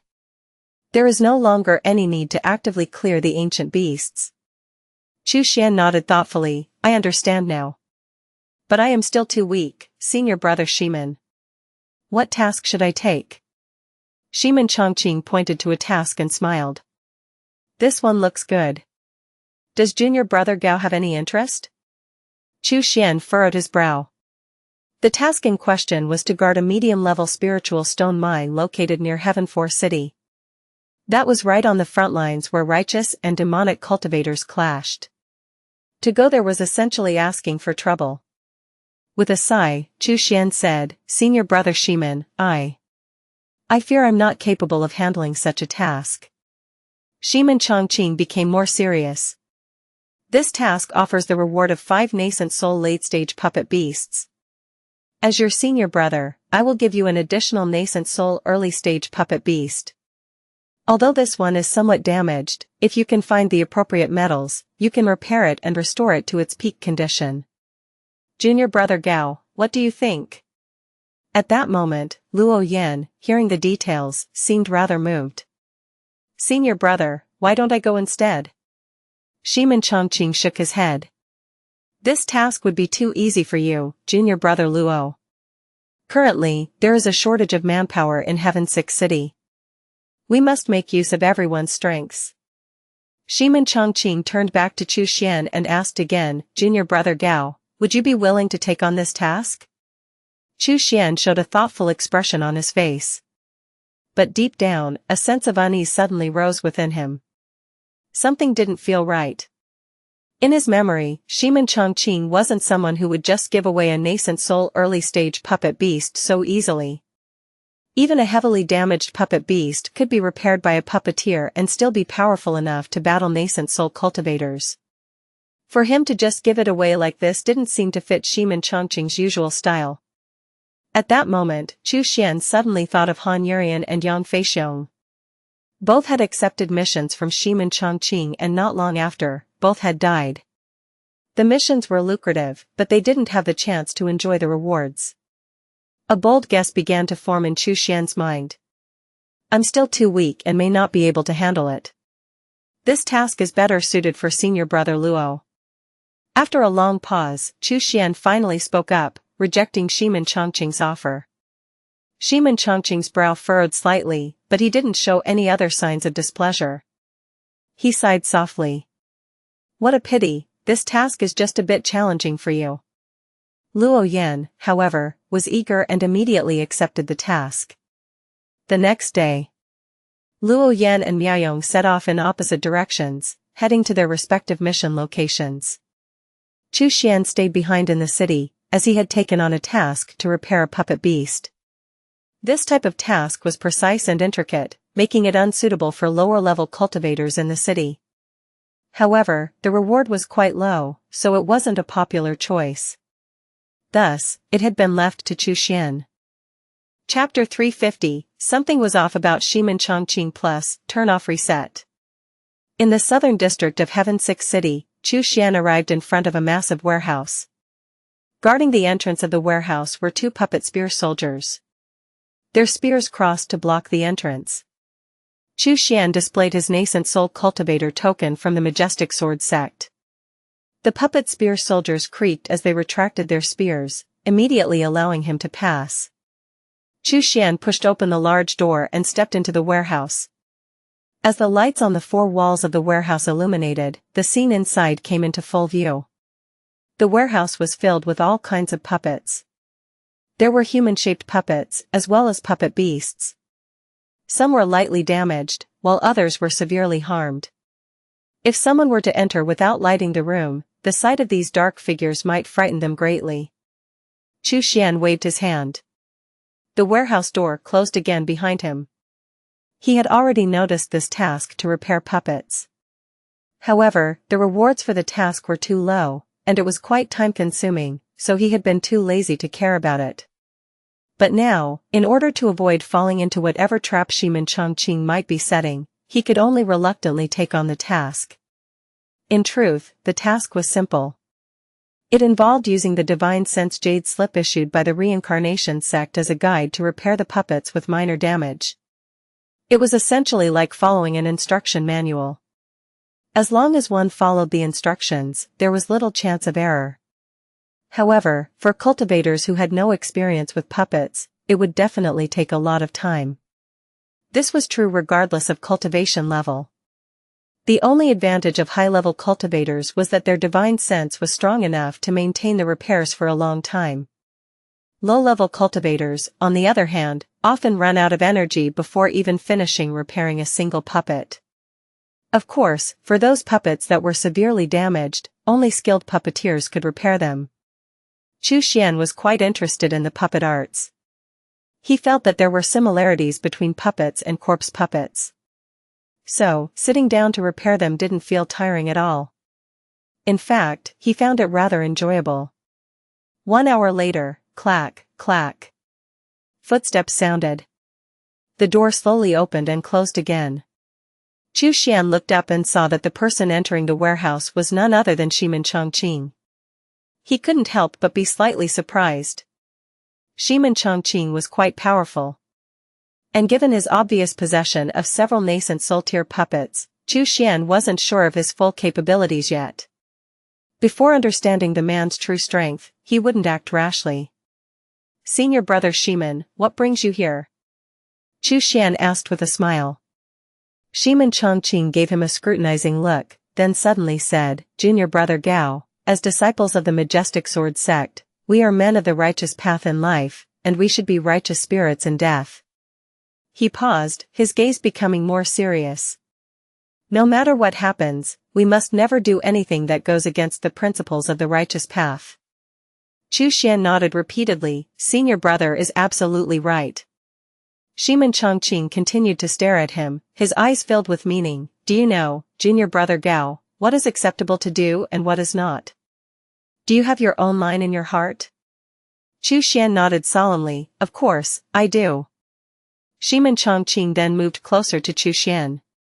At that moment, Changqing's palm subconsciously curled into a defensive position.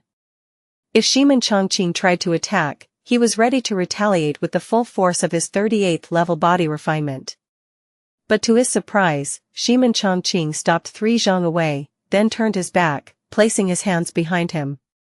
Support the creativity of authors by visiting Royal Road for this novel and more. Junior brother Gao, Ximen Changqing began, his tone quieter. Though there are things we must not do, there are times when, for the sake of survival, we must do them. We are born into this world, and many things are unavoidable. You, just like me, must sometimes make choices we never wish to make. Chu Xian's heart remained calm, but he deliberately put on an expression of fear. Senior brother, he said, his voice a little shaky. He had a hunch about what Ximen Changqing was about to say. Suddenly, Ximen Changqing spun around sharply, his voice rising. Then why did you kill Feng Qian of the Crimson Flame Hall? Feng Qian was the nascent soul cultivator whom Gao Xian had slain and turned into a young metal sword corpse. Chu Xian feigned shock, his face changing expression several times. He perfectly mimicked the look of someone whose secret had just been exposed. After a long pause, he gritted his teeth and said, Senior brother, how did you know? Ximen Changqing tossed a mid-grade magic treasure onto the ground. He spoke calmly, this magic treasure is the one most commonly used by cultivators of the Crimson Flame Hall. I once saw Feng Qian using it, so when I saw this one, I recognized it immediately. Chu Xian looked downcast for a moment, before finally admitting, yes, it was me who killed Feng Qian. I will accept whatever punishment you deem fit, senior brother. Although Feng Qian and he were from different sects, Feng Qian from the Crimson Flame Hall, and Chu Xian from the Majestic Sword sect, at this moment they were allies of the righteous path, united against the demonic cultivators of the heaven-shaking divine sect. And yet, during this crucial battle between the righteous and the demonic, he had killed one of his own allies. If the reincarnation sect ever found out about this, they would no doubt impose severe punishment. An eerie silence filled the warehouse. The silence stretched on for what felt like an eternity. Finally, Ximen Changqing's voice broke the quiet. Gao Xian. How could you do such a thing, after all the attention I've given you? You, a cultivator of the righteous path, no matter the circumstances, should always strive to rise above, to be courageous, to make progress. How could you fall to such a low point? Chu Xian was taken aback, senior brother.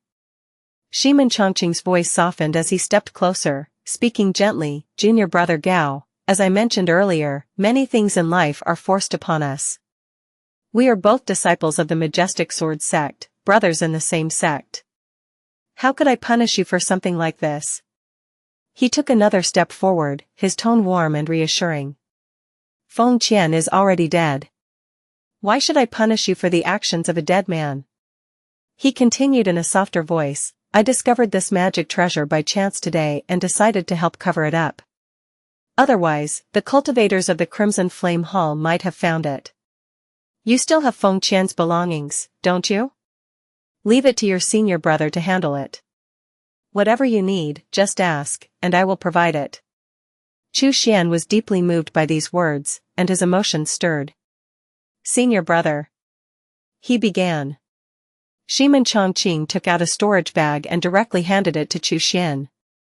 Here, inside you'll find a complete nascent soul-level puppet beast, 50 large spirit stones, 2,000 medium-grade spiritual stones, and 2 water mirror talismans. Consider it a gift from your senior brother. Chu Xian was taken aback. Such valuable items? I can't accept this. But Ximen Changqing was insistent. He pressed the bag into Chu Xian's hands. Take it. I'm giving it to you, so accept it. I've seen how Han Erin bullies you, and it pains me deeply. But I'm afraid of her family's deity transformation elder and couldn't intervene. I feel deeply ashamed as your senior brother. You can consider this as me trying to make amends for the damage to my own Dao heart. Novelfire.nt website on Google to access chapters of novels early and in the highest quality. Chu Xian's face showed great emotion, and he bowed deeply. Thank you, senior brother. I, Gao Xian, will forever remember your kindness. Ximen Changqing nodded slightly.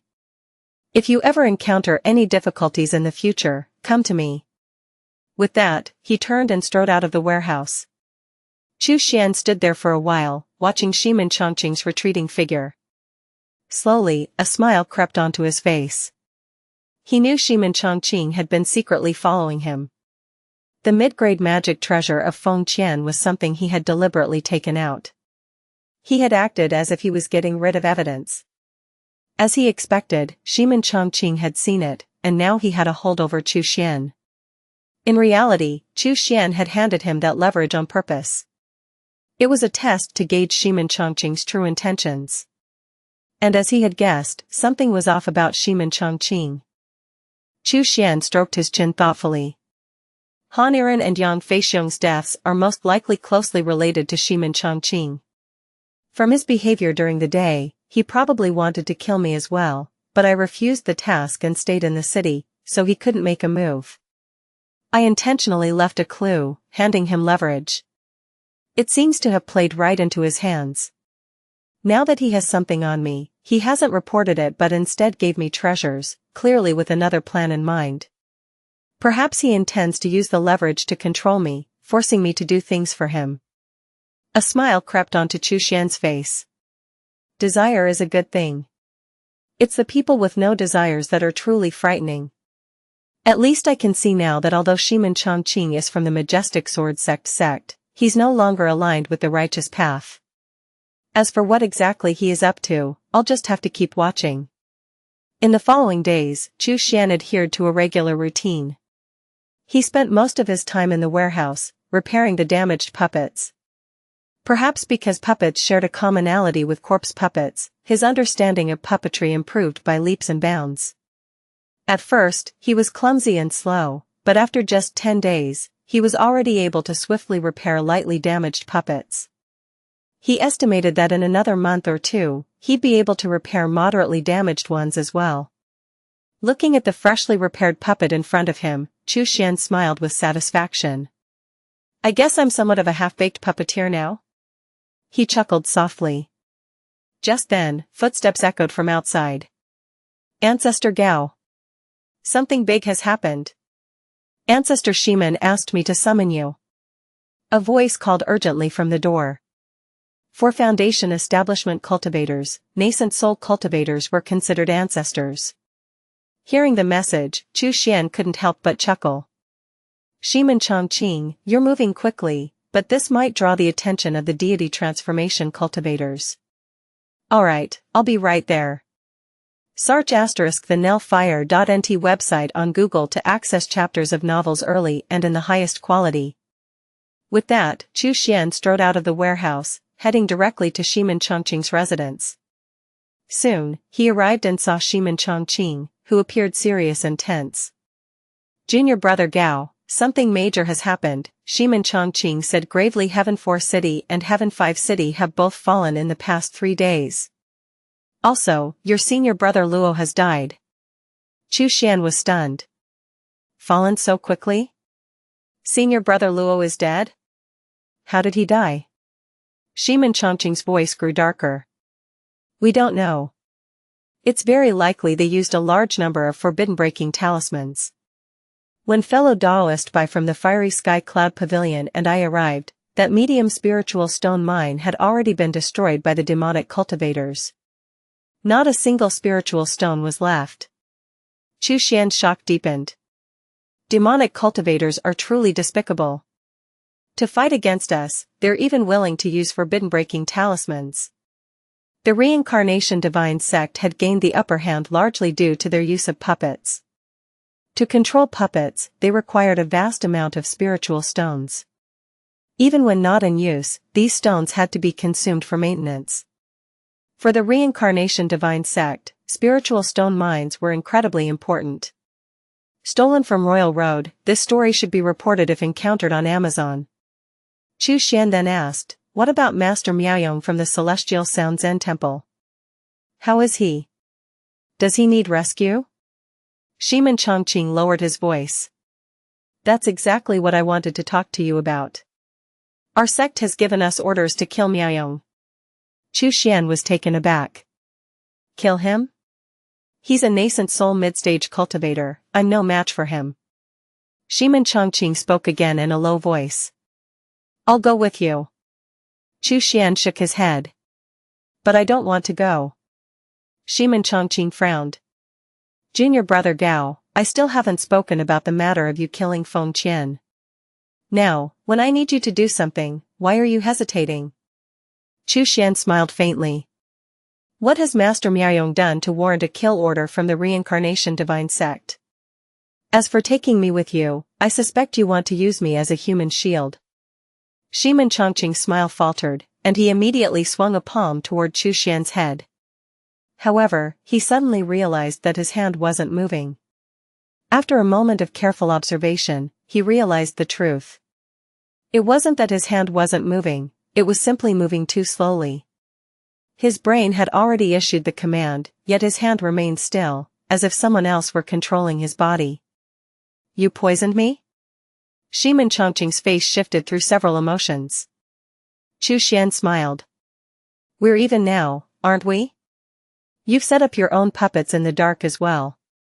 The poison I used is called the Broken Mind Powder. After some modifications, it's far stronger now. Ximen Changqing took several deep breaths and slowly withdrew his hand. For a long while, he stared at Chu Xian, before suddenly smiling. Gao Xian wouldn't have such a sophisticated poison technique. Who are you? Chu Xian smiled. I once spent some time in Heavenly Sword City and made some progress in pill refining. I'm sure fellow Taoist Ximen had your disciples investigate my background. You, fellow Taoist Ximen, once sent me a few veiled words, advising me to leave that extraterritorial battlefield. I still remember that advice. Ximen Changqing was stunned for a moment, then after deep thought, he suddenly realized and exclaimed in disbelief, He Liang. Chu Xian nodded. Indeed, it's me. Ximen Changqing looked at Chu Xian for a long time before sighing, I didn't expect you to still be alive. True Master Tiansong went to Mystic Azure Star later on. I thought you would have been killed by him. Chu Xian raised an eyebrow. True Master Tiansong had been to Mystic Azure Star? He must have been cultivating on Blue Star at that time, no wonder he hadn't known about it. Cough cough. So, can you cure the poison for me? Ximen Changqing said helplessly. Chu Xian flicked a white pill towards him. Without hesitation, Ximen Changqing caught it and swallowed it, saying, I trust you. Chu Xian smiled without speaking. It wasn't until several dozen breaths later that Ximen Changqing began to feel his body returning to normal. He sighed deeply, I never expected we'd meet again like this. Come, fellow Taoist he, please take a seat. The two of them sat down, both silent for a while. Eventually, Ximen Changqing couldn't hold back any longer, forcing out a bitter laugh, fellow Taoist he, why don't you speak? Chu Xian smiled, it's you, fellow Taoist Ximen, who plans to defect to the demonic path. It's not that I'm the one switching to the righteous path. I'm not in a hurry, so why should I speak first? Ximen Changqing couldn't help but smile wryly. This He Liang was indeed no pushover. He had seen through everything at a glance. I haven't completely joined the demonic path, though. Right now, I'm just sitting on the fence, Ximen Changqing said with a grin. I'll help whoever wins. Chu Xian casually replied, Haniren, Yang Feixiong, Luo Yan, those were all you're doing, weren't they? Ximen Changqing nodded, yes, I sold their information to the demonic cultivators. Then, this time, you want me to join you in killing Miaoyong. Is it because you want to use me as a human shield? Chu Xian casually remarked. Ximen Changqing chuckled awkwardly, it's not that I want to use you as a human shield. I really do consider you one of my own. Chu Xian rolled his eyes inwardly. You think I'll believe that? Ximen Changqing cleared his throat a few times. As for Miaoyong, the reincarnation divine sect really did order his death. Oh? Why? Chu Xian asked in surprise. He's a nascent soul mid-stage cultivator. Why would the reincarnation divine sect not want him? Isn't this the time when we need all the help we can get? Ximen Changqing's face turned serious. That formation he's involved with has a huge problem. If that formation succeeds, we might all become sacrificial pawns for the reincarnation divine sect's last-ditch effort. Chapter 352, Riot of the Nether Beasts Plus, Turn Off Reset. Ximen Changqing spoke in a low voice. When the Heavenly River True Master from the Reincarnation Divine Sect gave me this formation, I sensed something was wrong with it. I have a basic understanding of formations, so I specifically copied the formation and kept it in my Divine Sense Jade Slip to study it over time. Only a few days ago did I realize that the formation's purpose is to absorb spiritual qi. Whether it takes a year or just 3 months, the formation will drain all the spiritual qi within a radius of 5,000 miles. Xuan frowned. What's the point of that? Ximen Changqing's expression grew more serious. This kind of formation isn't unique. Every city's outskirts has one of these formations. The heavenly metal battlefield isn't very large. If these deity transformation level formations are allowed to absorb spiritual qi unchecked, they will eventually drain all the spiritual qi from the entire battlefield. All of us cultivators will end up in an environment devoid of spiritual qi. Over time, our internal spiritual qi will start to dissipate to maintain balance. And if we run out of spirit stones, our cultivation will decline. All our centuries of hard work will be for nothing. I will be forced to completely turn to the demonic path. Fellow Taoist, he should understand this situation now. Ximen Changqing laughed bitterly, his expression full of despair. Xuan thought for a moment. Is it possible for me to take a look at that Divine Sense Jade Slip? Of course. Ximen Changqing slapped his storage bag and took out a Divine Sense Jade Slip, handing it over to Xuan. Xuan placed it against his forehead, quickly examining the formation within.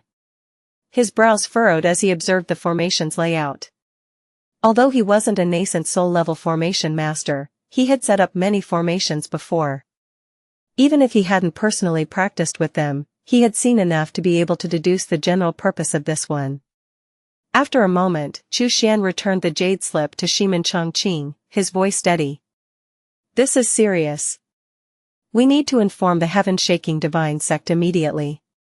Ximen Changqing nodded eagerly. Exactly. The reincarnation divine sect has treated me unjustly, so I will return the favor. He sighed deeply, his voice tinged with a sense of helplessness. All I want now is to preserve my life. Xuan seemed to be thinking deeply, then glanced at Ximen Changqing with a knowing look. So, about Miaoyong. Ximen Changqing coughed awkwardly. In order to gain the trust of the demonic sect, I need to prove my loyalty. By killing Miaoyong and seizing the formation, the demonic sect will have no choice but to trust me. Xuan couldn't help but chuckle. This is easy. Who are you selling information to?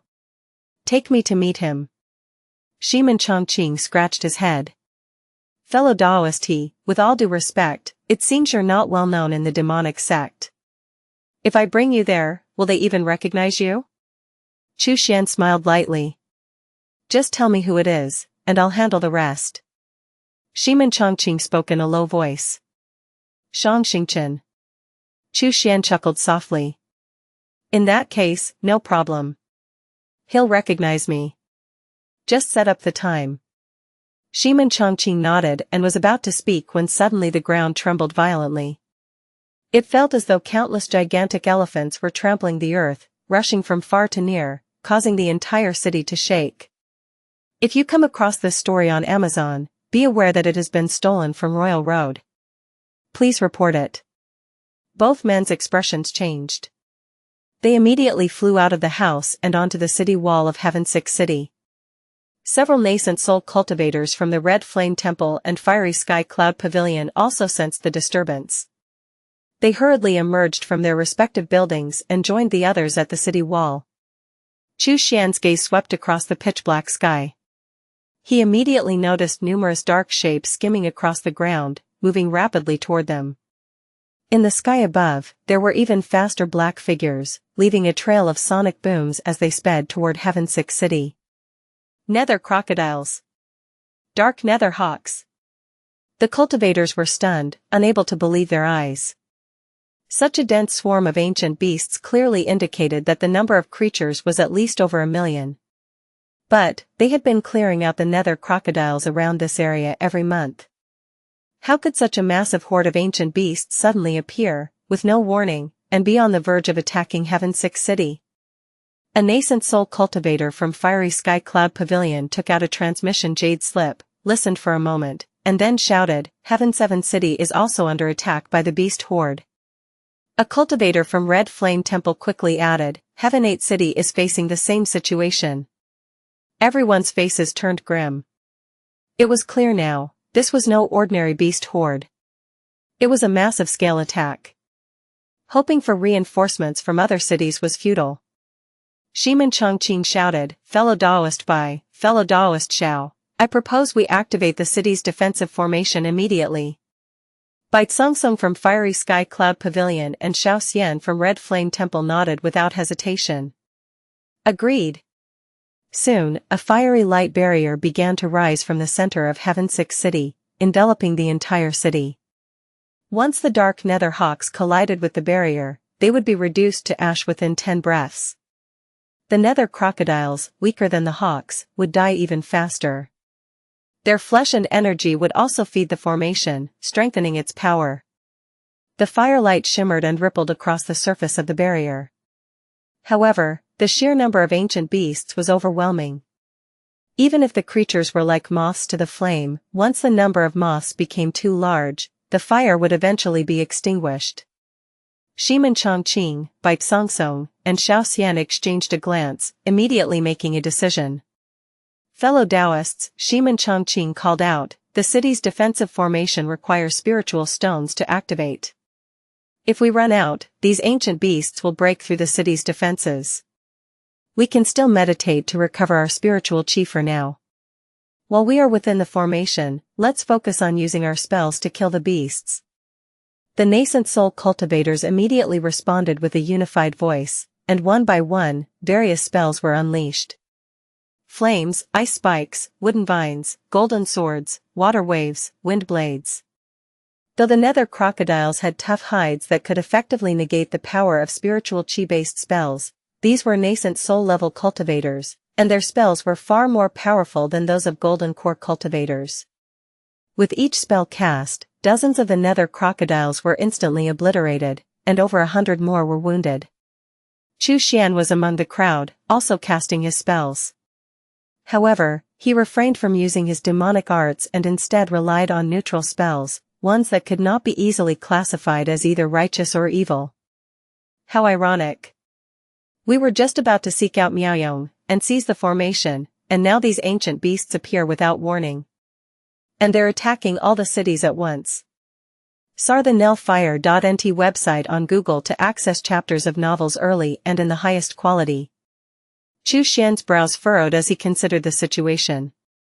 Since the Reincarnation Divine Sect was willing to use the method of draining all spiritual chi from Heavenly Metal Battlefield in a desperate last-ditch effort, it was not difficult to imagine them employing even more sinister means, such as waking up the ancient beasts.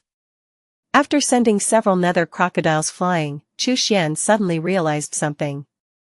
With such a massive number of ancient beasts surrounding the city, the cultivators would be unable to leave the city in the short term. In that case, the formation would be successfully activated.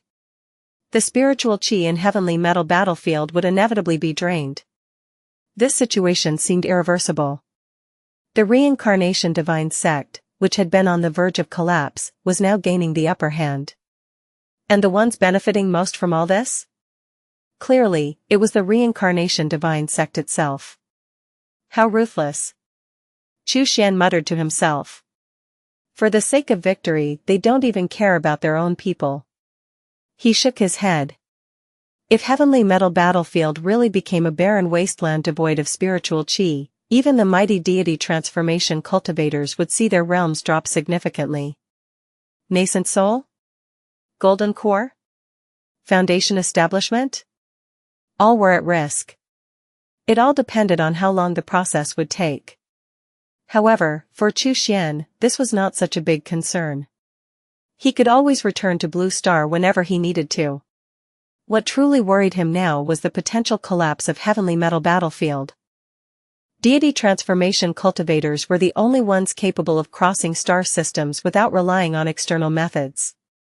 Even nascent soul cultivators had to rely on flying ships to travel from one cultivation star to another. If heavenly metal battlefield truly collapsed, Xuan's coordinates here would be lost in the vastness of the starry void. He had no idea if there were any other cultivation stars nearby. What if there were no cultivation stars within hundreds of thousands, millions, or even billions of miles? Wouldn't he be forever lost in the void? That was definitely not a result Xuan wanted. Right now, I can only take it step by step. This must be the work of that old man Wen Ling Tian. A cold glint flashed in Xuan's eyes. To be suddenly thrust into a life-threatening situation was no small matter. Anyone in his shoes would be equally displeased. Boom. Boom. Boom.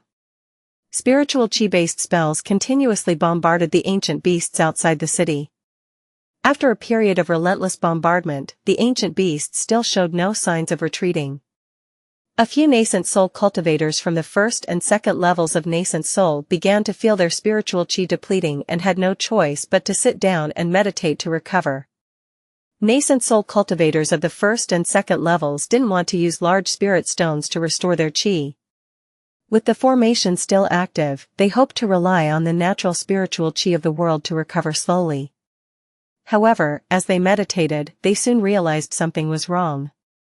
Strange. Why does the spiritual chi in the world feel a bit thinner? I feel it too. My recovery speed seems slower than before. SAR the novel, FIR.NT website on Google to access chapters of novels early and in the highest quality. It should just be a normal fluctuation in the spiritual chi. It will recover slowly. The cultivators murmured among themselves, not giving the matter much thought. Xuan and Ximen Changqing exchanged a glance, both raising an eyebrow.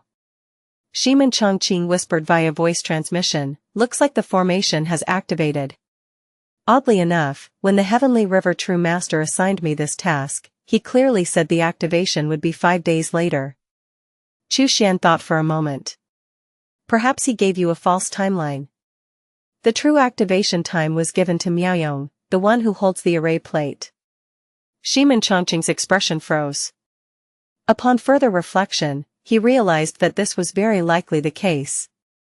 To prevent anyone from detecting the flaw in the formation and potentially betraying him, Heavenly River True Master had likely provided a false timeline. The real timeline had been kept hidden. Let's just hold on through this wave for now, Xuan said, then continued casting spells toward the beasts outside the city. The battle lasted for 5 days and 4 nights. Many nascent soul cultivators had completely drained their spiritual chi and had to stop to recover. It wasn't until noon on the 5th day that the ancient beasts, after leaving behind massive amounts of carcasses, retreated like a tidal wave. Xuan gazed out at the battlefield. Everywhere his eyes could see, there were bodies scattered across the ground. A rough estimate showed that there were at least 7 million ancient beasts that had died here. And this was only counting those whose bodies remained mostly intact. As for the countless nether crocodile and dark nether hawk that had been reduced to ash, their number was far higher. At least 10 million. What scale of beast tide is this? Love what you're reading. Discover and support the author on the platform they originally published on. These ancient beasts were practically berserk. Quick, report this to the sect. The cultivators felt a deep unease in their hearts. After this battle, Heaven 6 City had used up a tremendous amount of spiritual stones. They would need to request spiritual stone assistance from the sect. However, despite sending numerous messages through the communication jade, there was no response at all. This only deepened their feelings of dread. What was going on? Had something happened in Heaven 9 City, where the deity transformation cultivators were stationed? Heaven 9 City was the headquarters of righteous cultivators in the heavenly metal battlefield. Deity transformation cultivator Heavenly River True Master personally presided over the city. Most of the nascent soul cultivators from the Wheel of Reincarnation Divine Sect were also stationed there. It was the most secure place in the entire battlefield.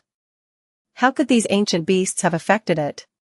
Ximen Changqing turned to look at Xuan. Xuan only gave a faint smile. It would be a miracle if they could reach the Wheel of Reincarnation Divine Sect. After some consideration, the cultivators sent a member of the Fiery Sky Cloud Tower to leave Heaven 6 City and head straight for Heaven 9 City. Ximen, Changqing and Xuan stood side by side, watching the cultivator depart. Xuan casually remarked, "What do you think his fate will be?" Ximen Changqing shook his head. "Dead.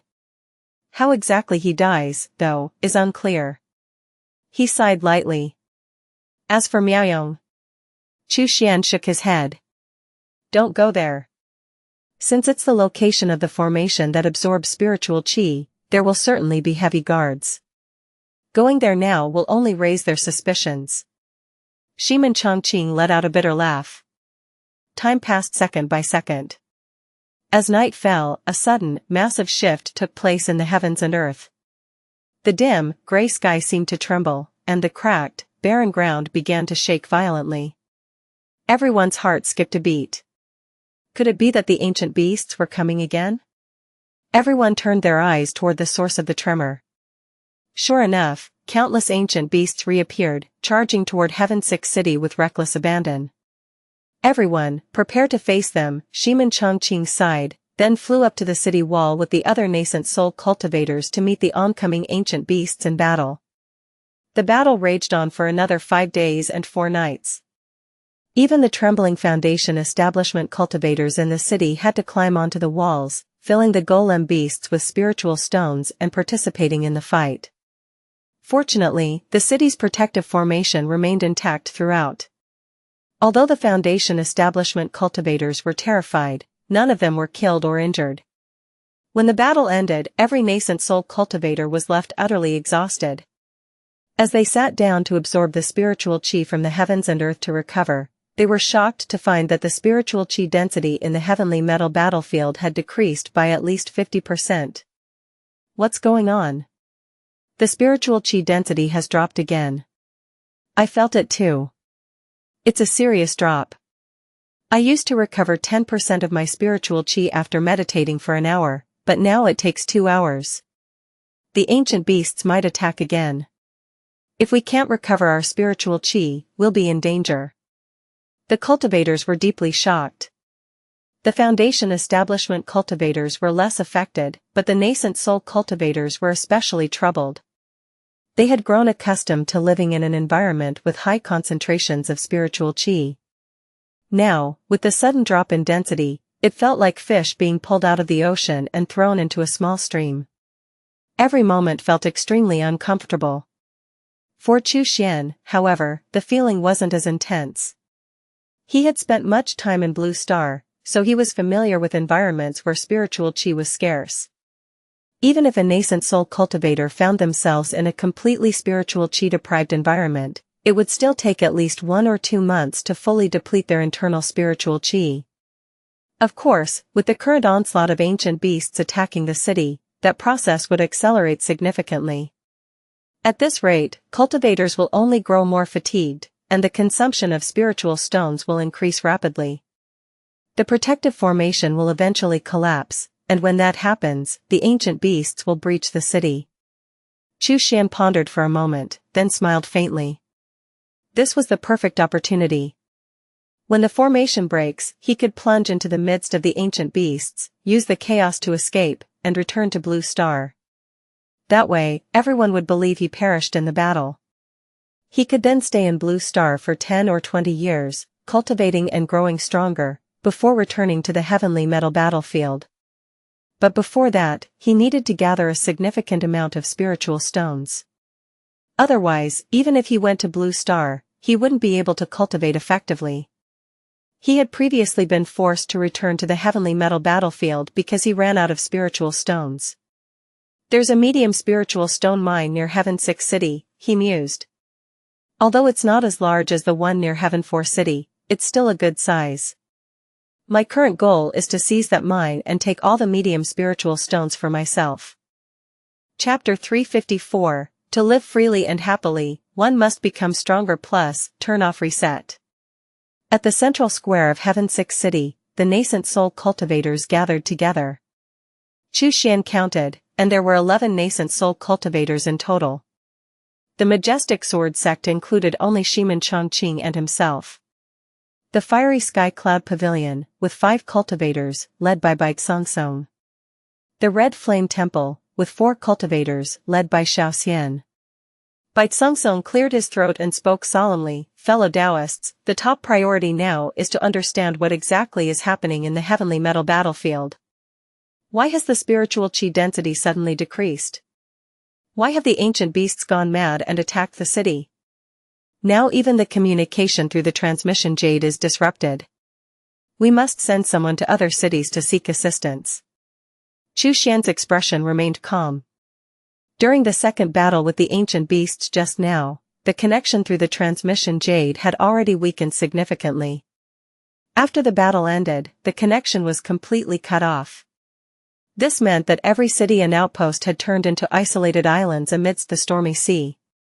To gather intelligence about the current situation in the heavenly metal battlefield, they would have to risk their lives and travel to other cities or outposts.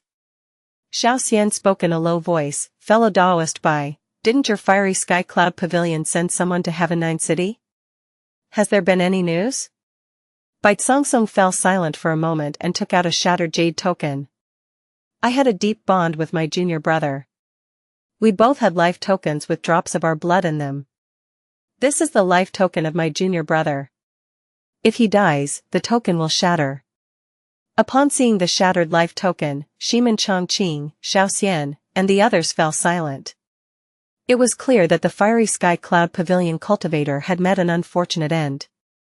Xianxia's expression was bitter as he continued, "Now, we are isolated and helpless.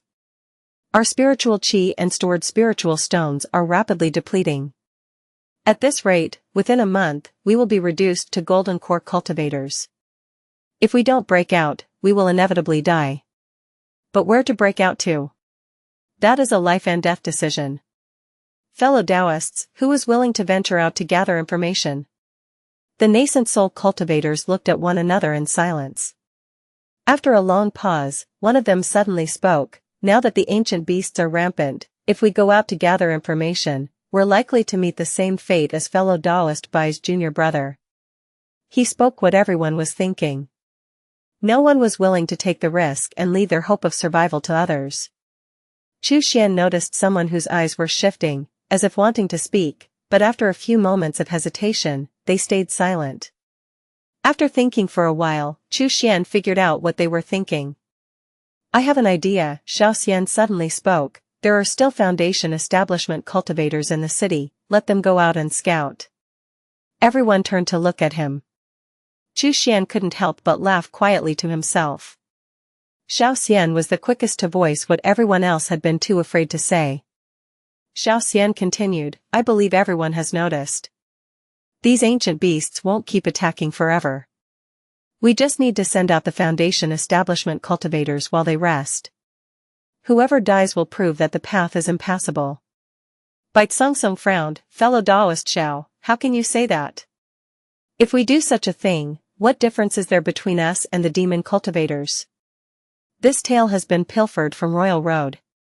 If found on Amazon, kindly file a report." Ximen Changqing, however, didn't speak. After all, the majestic sword sect's Foundation establishment cultivators were almost all gone. Once the city falls, they're as good as dead anyway. It would be better to make use of their final moments, allowing them to fight for a chance for the nascent soul cultivators to escape. Xian sneered, "Don't talk to me about the distinction between righteous and demonic. We're all about to die, and you still care about that? My Red Flame Temple's Foundation establishment cultivators will follow my orders." Xianxia and Ximen Changqing both fell silent for a while, before sighing in unison, "It seems there's no other choice." At this moment, a calm voice suddenly sounded. "Fellow Taoists, I'm willing to go out and gather intelligence." Everyone immediately turned their gaze towards the speaker. They soon realized that it was a nascent soul cultivator from the majestic sword sect who had spoken. The name seemed to be Xian. Xianxia and Xian were both surprised. They didn't know Xian very well. They only knew he was a nascent soul cultivator from the majestic sword sect. Ximen Changqing glanced at Xuan in surprise, but after thinking for a moment, His expression softened and seemed to reflect some understanding. Bai Song spoke softly, "Fellow Taoist Gao, the outside world is fraught with danger. You've just recently ascended to nascent soul, haven't you? If you go out there and fall into a horde of ancient beasts, it will be certain death." Xuan replied calmly, "If we remain trapped in this cage, we will still die in the end. It's better to take a risk and try for a chance." Xian seemed pleased. "He's willing to go, why stop him? Gao Xian, your selfless spirit is admirable. However, since the transmission jade has already failed, how do you plan to relay messages to us?" Xuan threw out 3 stone pieces. "This is a pair of mother and child stones. If the mother stone is damaged, the child stone will shatter. Conversely, if the child stone breaks, the mother stone will crack. If I meet an untimely end, I will crush the mother stone in advance, and you will know." Xian nodded repeatedly. "That's good." He had seen such stones before, but they could only relay pre-agreed messages. They weren't like the transmission jade that could directly convey voices. Ximen Changqing's eyes flickered, and he suddenly coughed lightly. "My junior brother is relatively weaker. If he goes out like this, I wonder if he'll make it back." Seeing his junior brother Gao is making such a selfless contribution, shouldn't we fellow Taoists at least provide some support in terms of treasures? Without waiting for a reply, Ximen Changqing took out a mid-nascent soul-level puppet beast. "Junior brother, this puppet beast is for you." Xuan couldn't help but blink. "Ximen, not bad. He's getting the hang of it." Xian, Bai Song, and the others clearly felt a bit embarrassed. After all, they saw this as a life-risking venture to create an opportunity for them, and if they didn't provide some support, it would seem utterly inhumane. Everyone started pulling out treasures. There were great spiritual stones, nascent soul-level talismans, mid-grade magic treasures, and a few nascent soul initial stage puppet beasts. There wasn't a lot, but everything was high quality. After all, these were all nascent soul cultivators, so they couldn't bring out anything too shabby. When Ximen Changqing had offered a mid-nascent soul-level puppet beast, they couldn't bring out anything of lesser value, either. Xuan even noticed a few nascent soul initial stage cultivators showing expressions of pain. Clearly, they were reluctant to part with these treasures. But for the sake of face, they still handed them over. Xuan, on the other hand, couldn't stop smiling. Such an opportunity to get treasures for free? Why not take it? A moment later, a large number of Foundation establishment cultivators were sent out. Each of their faces carried a heavy sorrow. They certainly didn't want to leave the city, but staying meant certain death. Leaving might give them a chance to survive. Xuan watched the Foundation establishment cultivators scatter in all directions like ants, his expression as calm as a still pond. If he were also at the Foundation establishment level, stuck inside Heaven's Sick City, he would likely be one of the forced participants as well. Orders would come from the stronger, and the weak would follow. To live freely, to live happily, the only way was to become stronger. Search *vinafire.at website on Google to access chapters of novels early and in the highest quality. But for now, he was the one voluntarily going out. Xuan leaped down from the city walls, vanishing into the vast land below in the blink of an eye. Ximen Changqing stood at the edge, watching his back as he disappeared, the words Xuan had whispered to him still echoing in his mind. Spiritual stones, spiritual stones. Ximen Changqing muttered these words under his breath, as a sudden realization struck him. His eyes gleamed with excitement. Spiritual qi is being gradually drained, and if the cultivators can no longer sustain themselves, they will definitely need to draw from spiritual stones to replenish their qi. In the long run, spiritual stones will become crucial.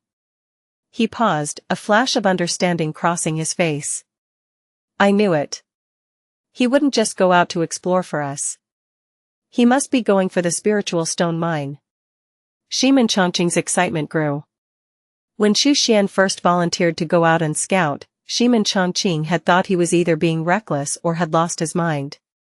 But upon reflection, with Xuan's enigmatic nature, he was sure the man wouldn't be so foolish as to walk into danger willingly. That was why he had pushed him to go. Now, with Xian's cryptic parting words, he was beginning to understand the plan. Thanks, but the outside is perilous. How will you survive, I wonder? Or do you have another way out? The demonic cultivators are always willing to risk their lives like this. Ximen Changqing sighed softly. Reason told him that Xian was likely walking into danger. He himself was always cautious and, if in Xian's shoes, would never have dared to take such a risk. What is your real name, He Liang? Upon reaching the medium spiritual stone mine, Xian noticed two figures approaching from the opposite direction. It was clear that they had the same idea as him. This mine was a critical resource that everyone would be eyeing. He glanced at them, noting the lead figure, a middle-aged man dressed in the black and white robes of the reincarnation divine sect. He looked somewhat worn, but there was a certain shrewdness in his eyes. The other figure, a man with a robust build and a striking appearance, wore the gold-embroidered purple dragon robes of the Crazy Dragon Valley, one of the reincarnation divine sect's 5-tier sects. Both men paused when they saw Xian, taking in his attire, a majestic sword sect robe.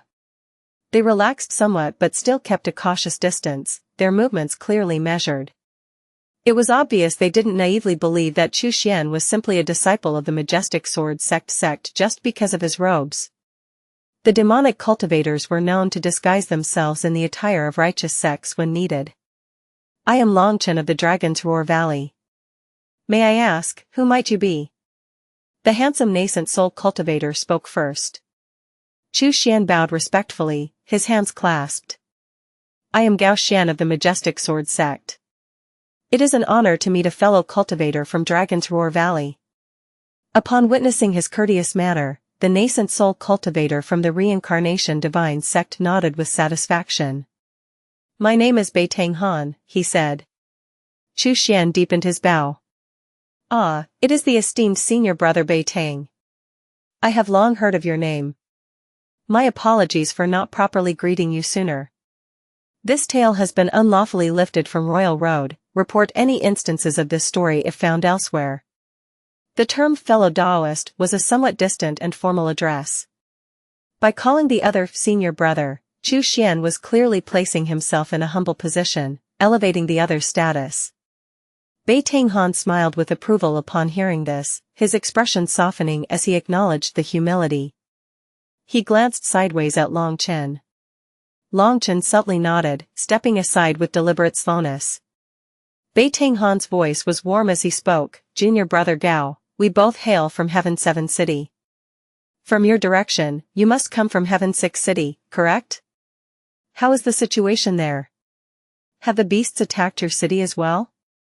Xian nodded earnestly, sighing deeply. Indeed. The ancient beasts seem to have gone mad, assaulting the city relentlessly. The attacks last for 5 days and nights at a time. It is truly terrifying. Furthermore, I am uncertain why, but the spiritual qi is rapidly diminishing. I was entrusted by Bai Xangsong of the Fiery Sky Cloud Pavilion and Xian of the Red Flame Temple to guard this medium spiritual stone mine, preparing for the future. Beitang Han nodded thoughtfully.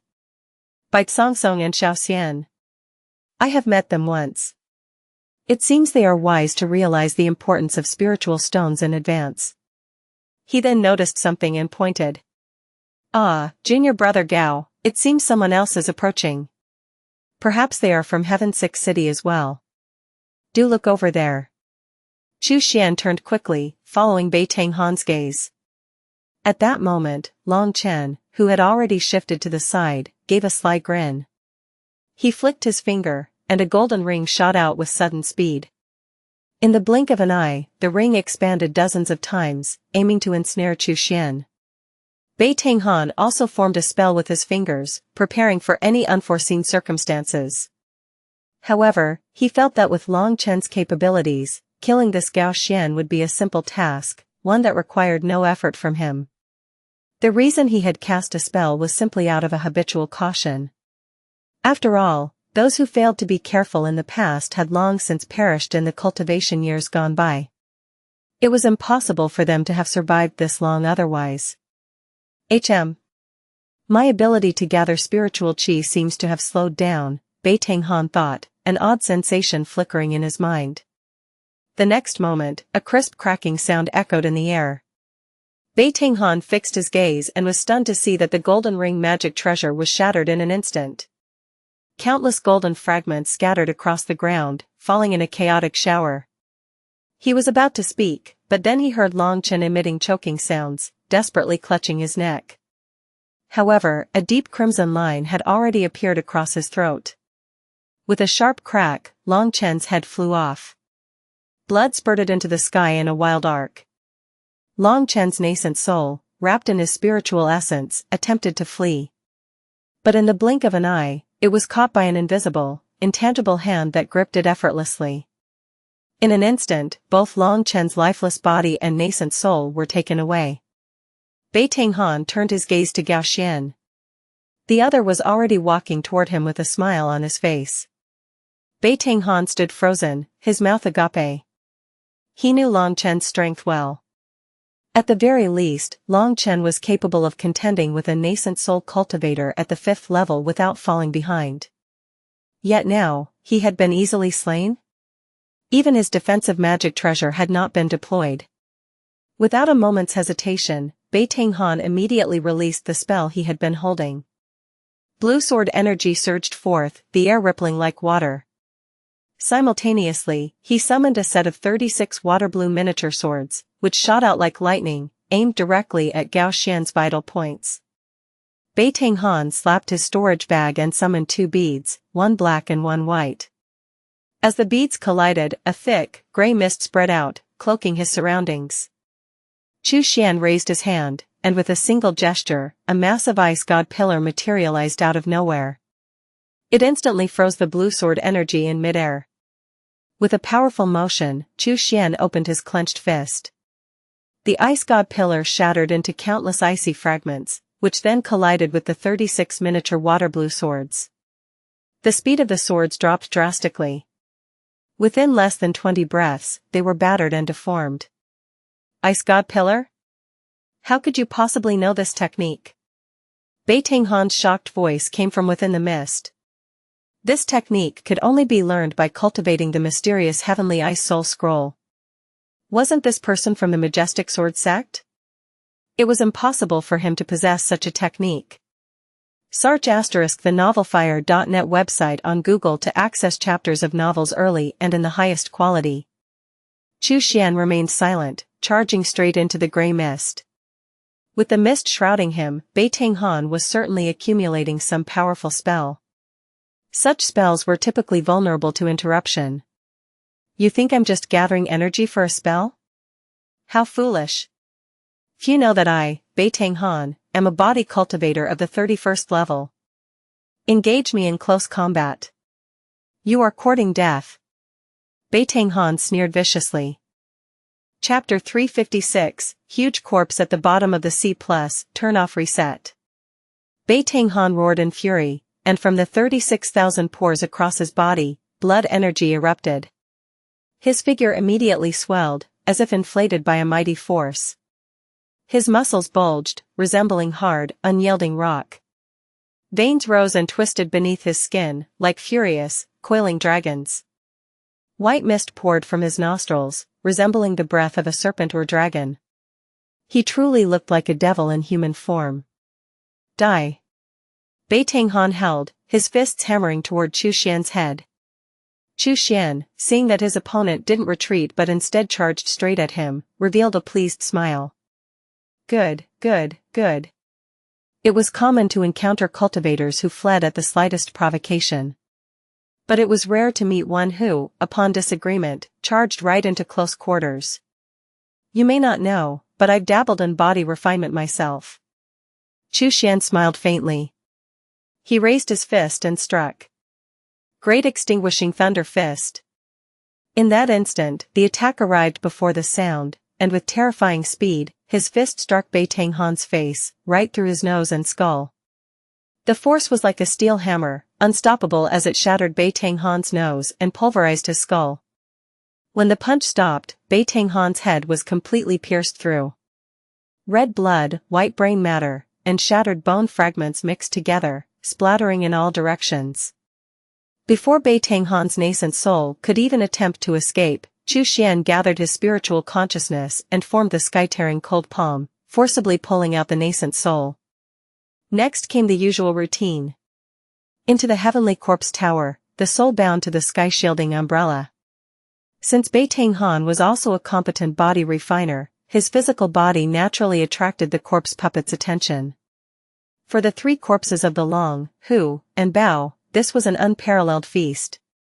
Xuan glanced at the bloodstains left on the ground and flicked his finger, sending a wisp of blood-scorching evil fire.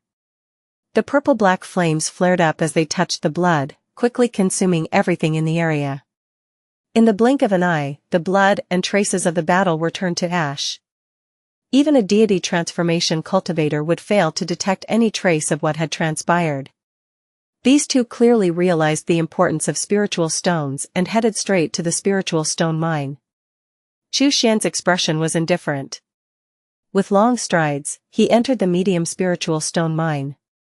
The mine had long since been abandoned, with no one left to guard it.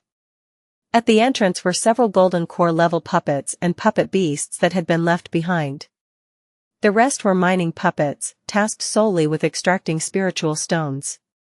Xuan summoned the heavenly corpse tower and the sky-shielding umbrella. The three corpses emerged, swiftly destroying the guardian puppets. As for the mining puppets, they were left undisturbed, continuing their work of digging for the stones. 4 arms and 2 arms, leading a large number of ghost generals, swiftly occupied various areas of the medium spiritual stone mine. Xuan soon arrived at the mine's warehouse. He gazed at the vast accumulation of medium spiritual stones in the warehouse, their spiritual chi so dense that it seemed to almost condense into solid form. A satisfied smile spread across his face. Enjoying the story? Show your support by reading it on the official site. So many medium spiritual stones. A quick estimate shows at least 200,000 pieces. This is more than enough for me to break through to the 8th level of nascent soul in one go. With a wave of his hand, Xuan stored all the medium spiritual stones into his storage bag. This place is entrusted to you, he instructed. Make sure no one approaches the mine. Understood. The 3 corpse king, along with the 2 ghost kings, all nodded solemnly. Xuan then took a single step and returned to Blue Star. He was preparing to break through to the 8th level of nascent soul. Blue Star, 5 years later. Above the vast ocean, Xuan's aura surged uncontrollably, expanding and climbing with increasing intensity. The surrounding atmosphere was affected, swirling into a massive tornado-like storm. The ocean waters were effortlessly lifted into the sky, accompanied by numerous fish, shrimp, and marine creatures. All were quickly ground into fragments by the violent storm. Xuan suddenly opened his eyes. At that moment, his aura skyrocketed. He had reached the 8th level of nascent soul. The tornado also reached its peak at that instant. It seemed as though tens of tons of seawater were dancing in the sky. Xuan chuckled lightly and casually swung his hand. A vast stream of spiritual chi surged through the air, shattering the tornado. The tons of seawater fell from the sky, crashing back into the ocean. It resembled a meteor shower descending from the heavens. I've reached the 8th level of nascent soul. But I've already consumed 50,000 medium spiritual stones in one go.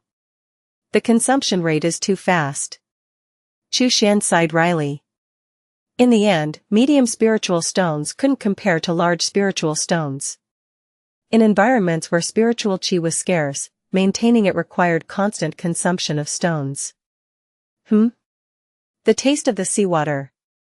Something feels off. As the torrential seawater poured down, Xuan, about to leave, caught a strange scent in the air. The psionic energy contained within the seawater far exceeded that in the air on land. How strange. Xuan gazed at the deep, dark ocean, his brows raised in curiosity. The ocean had always been synonymous with mystery, terror, and danger. This was true even in the cultivation world. Perhaps the depths of the Blue Star Ocean hid secrets unknown to anyone. He studied the ocean carefully, and a familiar sensation slowly crept up within him. It felt as though something was calling to him. I wonder, with my current strength, if I can dive to the deepest part of the ocean? A smile appeared on Xian's face, and with that, he leaped into the water. His body plunged swiftly into the sea, 10 meters, 50 meters, 100 meters, 500 meters, 1,000 meters. With his powerful physique, he descended without pause, feeling no pressure from the crushing ocean depths. For an average adult male without any diving equipment, the maximum depth one could reach was about 110 meters. The deeper one went, the more the pressure increased. Only someone like Xian, a body cultivator who had tempered his body to extreme levels, could descend so freely. It wasn't until he reached 5,000 meters that he felt even a faint sense of pressure. He looked around, only to find that there was no light in sight. The surroundings were cold, dark, and eerie. Occasionally, the faint sound of water flowing past could be heard, and he could also make out the long, deep hums of unknown marine creatures. Even Xian's spiritual sense was suppressed here, limiting his perception to just a 1,000-meter radius. If someone with deep-sea phobia were to find themselves in such an environment, even within the safety of a deep submersion vessel, the fear would likely overwhelm them. The deep sea of Blue Star is definitely strange. The suppression on my spiritual sense is too much here. What secret lies beneath?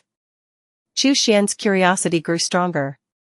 Without hesitation, he cast a spell, and a layer of shimmering ice light enveloped his body. The crushing pressure of the water was immediately reduced. He continued his descent, 5,500, 6,000, 6,500, 7,000. Sar the novel, FIR.NT website on Google to access chapters of novels early and in the highest quality. At 8,000 meters, the pressure once again forced him to halt. Xian immediately took out the Iron Peak Mountain. This was a magic treasure he had acquired earlier, capable of both offense and defense.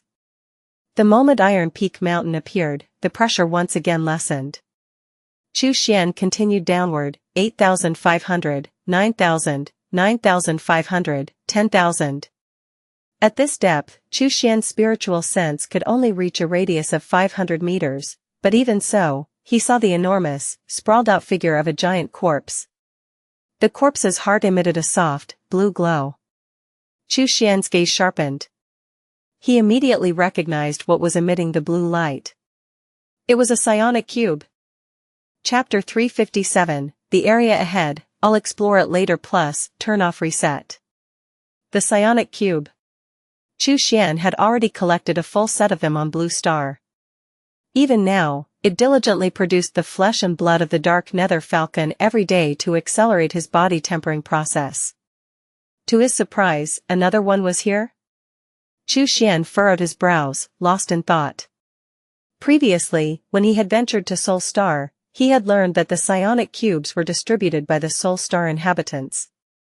Their purpose was to hasten the evolution of life forms on planets like Blue Star and Pegasus Star, eventually leading them to Sol Star to become food for the inhabitants.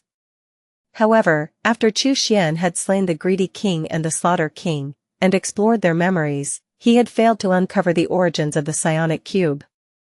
It seemed that the psionic cube had existed on Sol Star since the time when the inhabitants first gained intelligence, established nations, and developed psionic technology. In hindsight, it made sense. Sol Star's system was built upon Sol technology, all centered around Sol power. It would be strange for them to have created something entirely separate from their Sol system, like the psionic cube which was based on psionic energy. This matter had always remained unanswered, and so Xian had set it aside. After all, there were more pressing matters in the cultivation world.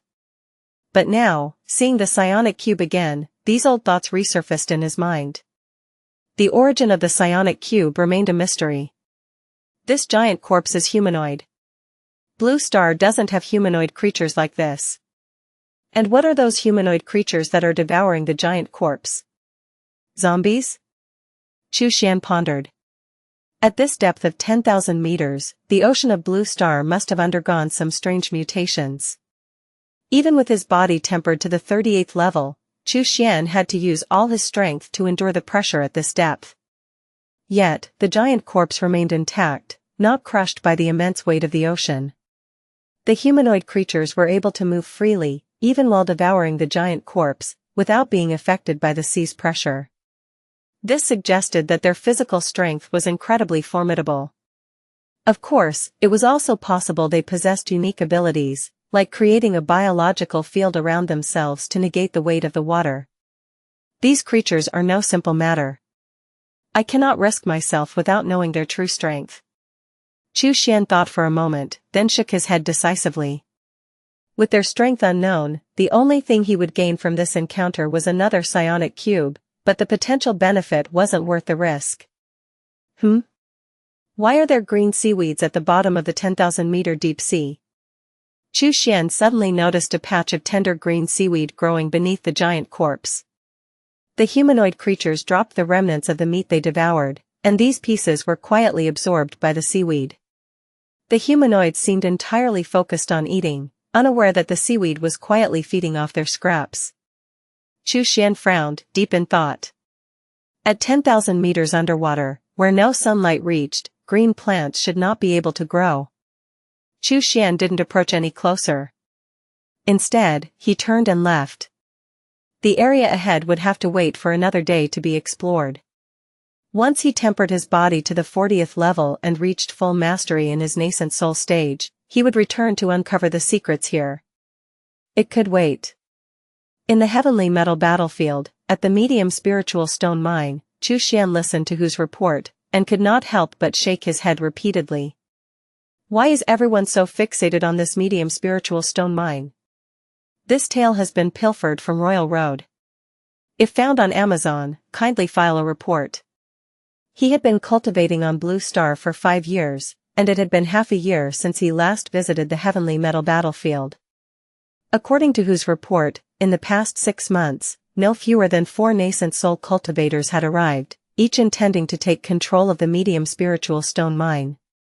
Of course, they had all become food for the corpse kings and ghost kings. Search *the website on Google to access chapters of novels early and in the highest quality. Moreover, due to the rapidly depleting spiritual chi in the heavenly metal battlefield, these 4 nascent soul cultivators had lost their strength as nascent soul experts. Their power now was roughly equivalent to the Golden Core late stage. There was no need for all 3 of the corpse kings and ghost kings to gang up on them. Even one of them could easily take care of these invaders trying to seize control of the mine. More have come? Xuan casually collected the massive pile of medium spiritual stones from the warehouse. He was about to return to Blue Star to continue his cultivation when he raised an eyebrow in slight surprise. Perfect timing. I was just wondering what the situation in the heavenly metal battlefield is like now. Meanwhile, on the other side, Ximen was cautiously making her way toward the medium spiritual stone mine. 2 nascent soul early-stage puppet wolves followed her, one ahead and the other behind. However, both wolves were badly wounded, with deep gashes all over their bodies. Their movements were stiff and slow. After walking a short distance, one of the puppet wolves suddenly froze in place with a sharp, grinding noise. Ximen cursed under her breath and quickly retrieved a medium spiritual stone from her storage bag. She shoved it into the core of the puppet wolf. After a brief moment, the wolf began moving again, but its actions were sluggish. The medium spiritual stone's spiritual chi was simply insufficient when compared to that of a large spiritual stone, so the wolf's movements remained far from smooth. Ximen muttered to herself, I only have 18 medium spiritual stones left. Just a little more. As long as I can reach that medium spiritual stone mine. Not long ago, she had been stationed to guard a large spiritual stone mine, only for it to be attacked by demonic cultivators. In order to survive, she had to use her shifting technique to escape, leaving Xianxia to die in her place. She barely managed to escape with her life. Later, as the demonic cultivators grew stronger, the reincarnation divine sex space was continuously compressed. She had no idea where to go next. She suspected that Ximen Changqing was involved in some way, but she also dared not return to Heaven 6 City. In the end, she had no choice but to take refuge in a small herb garden and survive in hiding. In the heavenly metal battlefield, great changes were unfolding. The ancient beasts were rampaging across cities, and the spiritual chi was rapidly depleting. The cultivators, in a desperate bid for survival, had started to turn on one another. Junior brothers were killing their senior brothers, masters were slaying their disciples, and spouses were turning against each other. The division between the righteous and demonic paths was no longer as clear-cut as before. Survival had become the primary concern.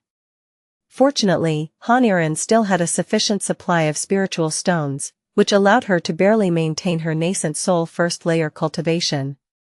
The 2 nascent soul early-stage puppet beasts she had with her were also a major asset. They helped her survive and kept the cultivators who might have targeted her at bay. However, puppet beasts were not cheap to maintain. Their consumption of spiritual stones was enormous. She had no choice but to be careful and avoid attempting to seize a large spiritual stone mine. Thinking back, she had no other option but to take a great risk and come here, to this medium spiritual stone mine. There are rumors that the energy here is very heavy, Xianxia muttered, her eyes scanning the dark and ominous medium spiritual stone mine. It seems there are wild corpse puppets in the area. Those nascent soul cultivators who came before. They're probably all dead at the hands of these wild corpse puppets. Corpse puppets did not consume spiritual chi, and yet they still maintained terrifying strength. Many demonic cultivators had their powers weakened to the point where they couldn't control their own corpse puppets, and as a result, were backstabbed by them. It was likely that the wild corpse puppets here had originated from such incidents. With a determined look, Xianxia carefully took out 2 talismans, placing them in her palm, flipped face down. These were her last remaining trump cards. She had already used most of her other tricks in various battles with other cultivators. Those cultivators have been reduced to golden core late stage at best, she thought, her eyes narrowing with focus. But I'm different. I still retain my nascent soul cultivation, and with the 2 nascent soul early stage puppet beasts, I still have the upper hand. Her eyes hardened. No matter how many wild corpse puppets are here, I will take control of this place. Otherwise, in a month, my strength will plummet. By then, forget about a medium spiritual stone mine. I won't even be able to take a small spiritual stone mine. Chapter 358, Survive longer than anyone, and you'll laugh last. Plus, turn off reset. Xianxia clenched her teeth. At this point, she had no choice but to take the risk. However, when she reached the entrance of the medium spiritual stone mine, she was taken aback by the absence of any immediate threats. Strange. No wild corpse puppets, she muttered, her surprise evident. Cautiously, she took another step forward. But at that moment, a chilling sensation ran down her spine. She spun around immediately, only to find a row of dark silhouettes standing behind her. 3 corpse kings exuded a suffocating aura of power, while 2 ghost kings emanated an eerie, cold presence. Xianxia was speechless. What was this? 3 corpse kings and 2 ghost kings. Was she supposed to fight these? Even if a deity transformation cultivator arrived, they would have to think twice before facing such odds. Since you've already come this far, it wouldn't be fair to leave without a parting gift.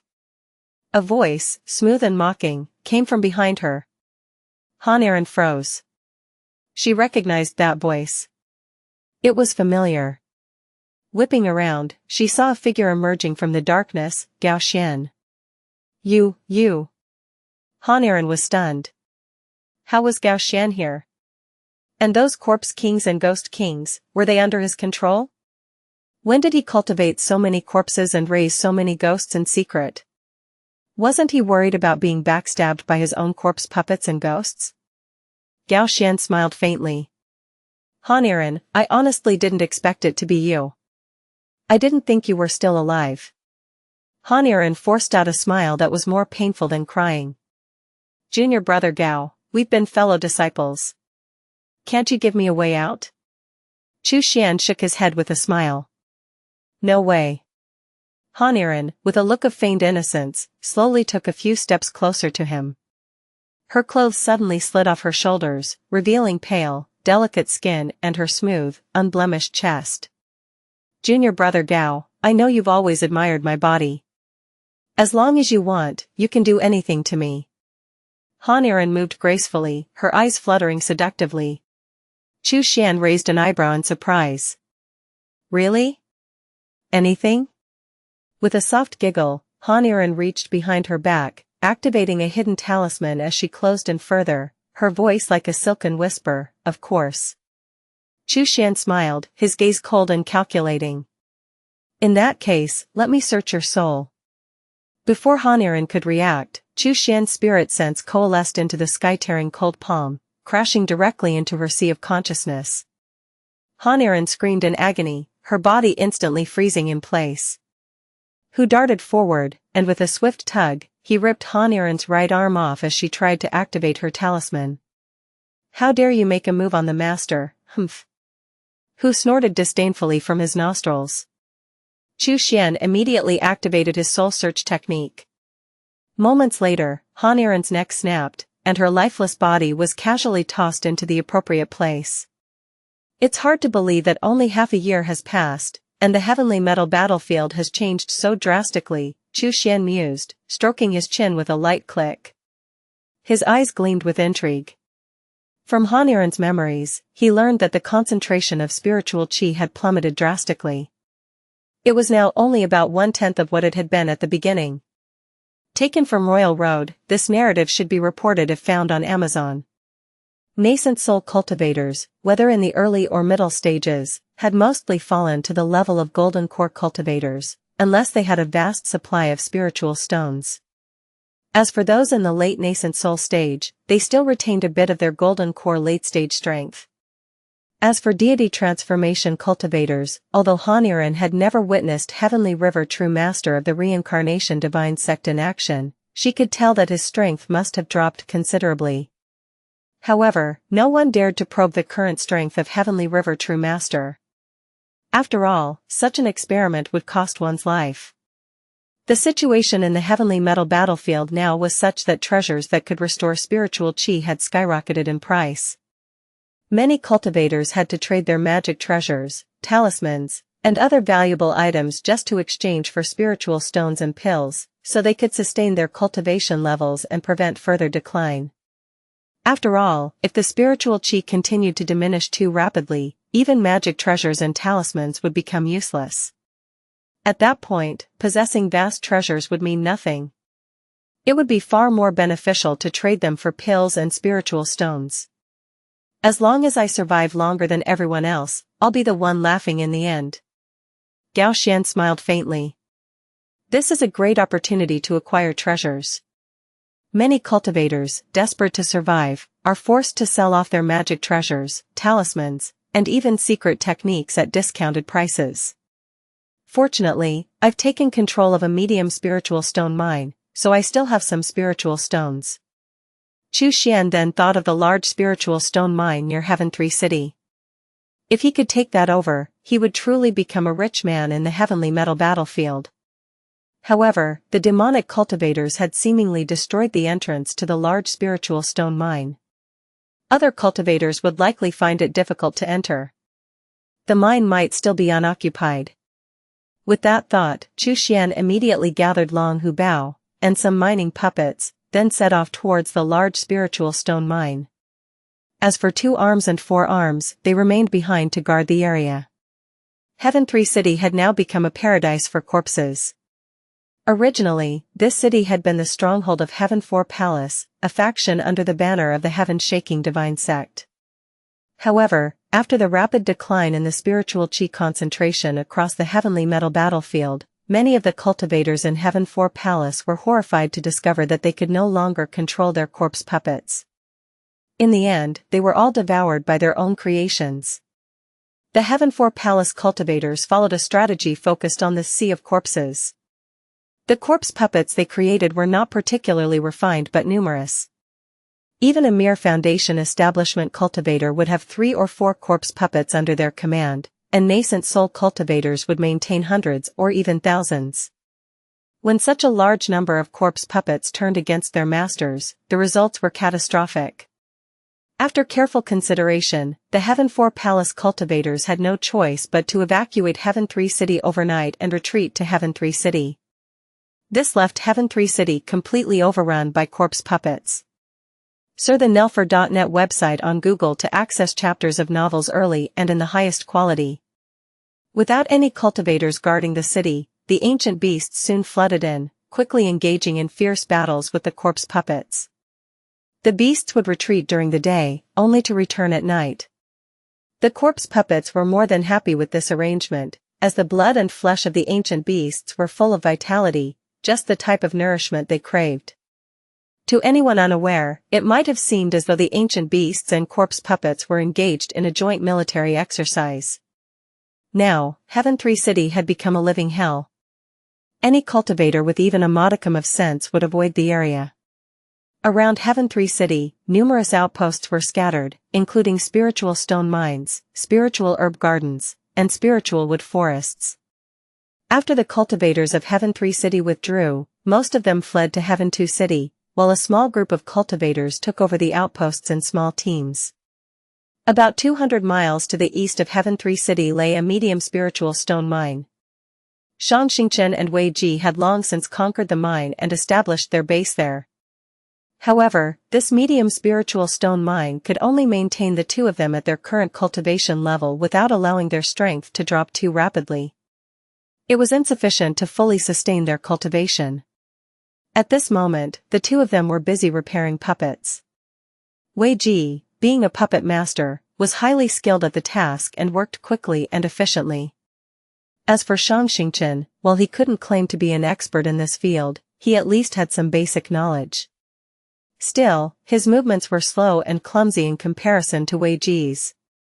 Nonetheless, even with his lack of skill, Changqing remained enthusiastic about the task.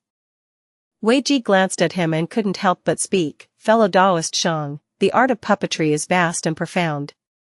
When I first entered this path, it took me an entire year just to repair a qi refining stage puppet. It took me another 3 years before I was able to independently create a qi refining stage puppet." He continued, "Don't even think about repairing nascent soul stage puppets.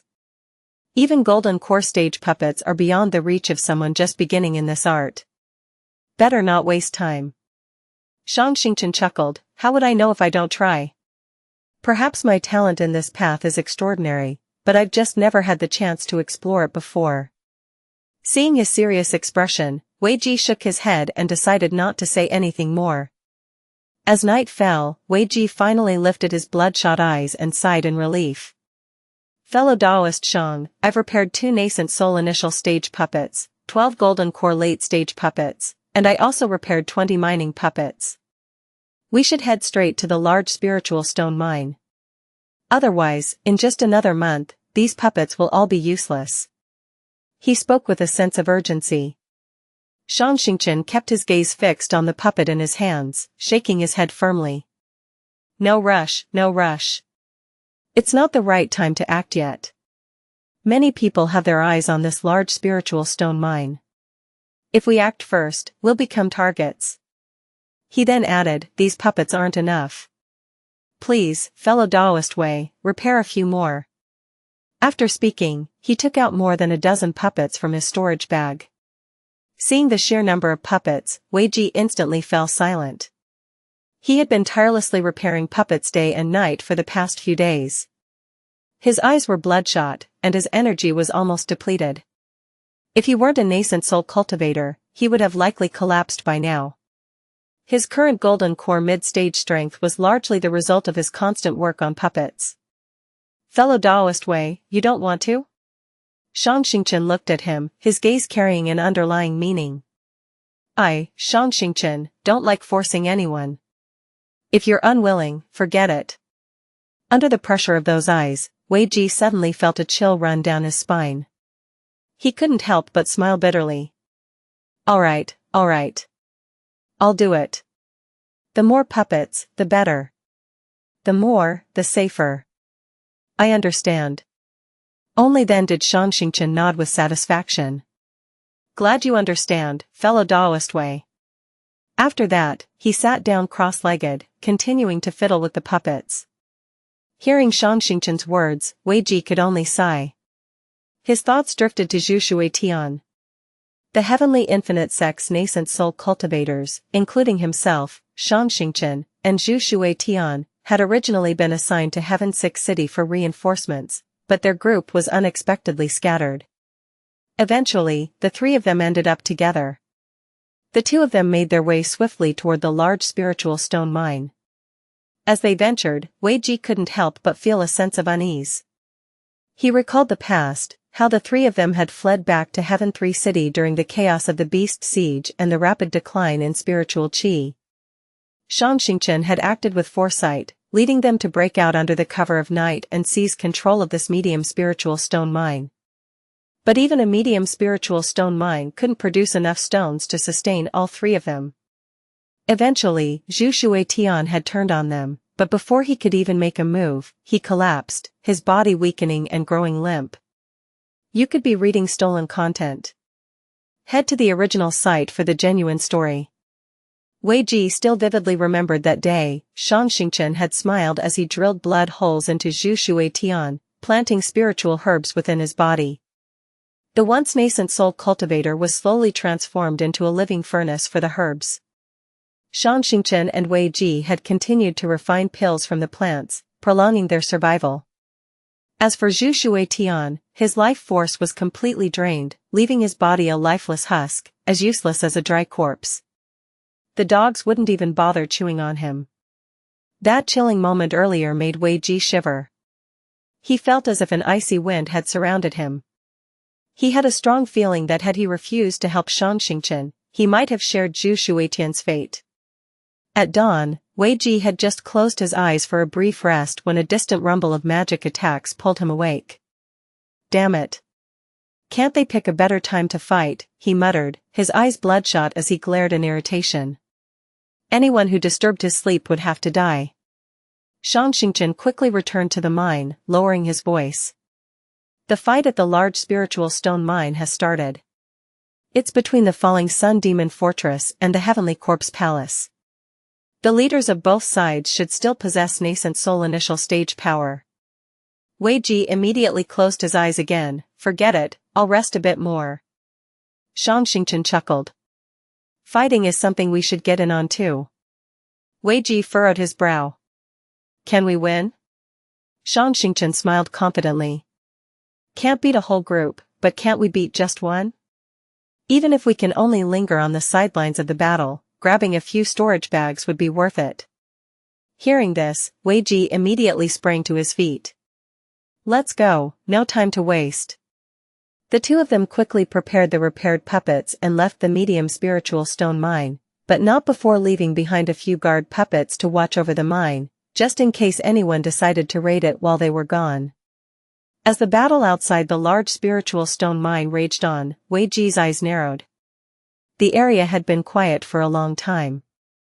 Though many cultivators had their sights set on this mine, none dared to make the first move. The first to strike would surely be targeted first. Half a year had passed since then, and the mining puppets inside the mine must still be running autonomously, likely having accumulated a significant amount of large spiritual stones. Over time, many cultivators had exhausted their supplies of pills and spiritual stones, leaving them with almost nothing left. Some were unable to endure any longer. Xianxia of the Falling Sun Demon Fortress, along with two junior brothers, had taken the lead. They brought several mining puppets and marched straight to the entrance of the large spiritual stone mine, determined to act. As they activated their puppets to clear the collapsed rocks, they kept their vigilance high, watching the surroundings carefully. Soon after, Suju and others from the Heavenly Corpse Palace joined the fray. The moment both sides met, the battle broke out immediately. There was no hesitation, no words exchanged. In the past, they had been united as fellow demon cultivators under the heaven-shaking divine sect to combat the reincarnation divine sect, but now they were nothing more than scavengers, fighting over scraps. As long as the great spiritual stones were within reach, even their fellow cultivators, be they seniors, juniors, or even masters and partners, were expendable. Sir the Novelfire, the net website on Google to access chapters of novels early and in the highest quality. Boom. Boom. Boom. The clash of magic spells resonated through the area. Both sides put everything they had into the fight, spells, medicinal pills, spiritual stones, all were quickly consumed in the heat of the battle. Puppets, beasts, and spiritual creatures of all kinds were summoned to the battlefield. In the chaos, Zhang Yi found himself at a disadvantage. Suju seized the opportunity, striking with precision and severing his arm in one swift motion. Screaming in pain, Zhang Yi attempted to retreat, but several cultivators immediately closed in on him. Just as Suju and his group began to gain control of the mine's entrance, a new threat appeared. Cultivators from the Heavenly Blood Alliance, led by their leader, Luo Zhantian, surged forward, aiming to claim the spoils of the battle. Another round of intense fighting ensued, as the battle for the large spiritual stone mine turned into a bloodbath. Wei Ji watched with growing impatience, eager to join the fray. Just as he moved forward, however, Xianxia stopped him with a firm hand. "Look over there," Xianxia said, pointing toward a certain direction. "Someone's waiting there too." Wei Ji frowned. "So what?" "There are plenty of people around."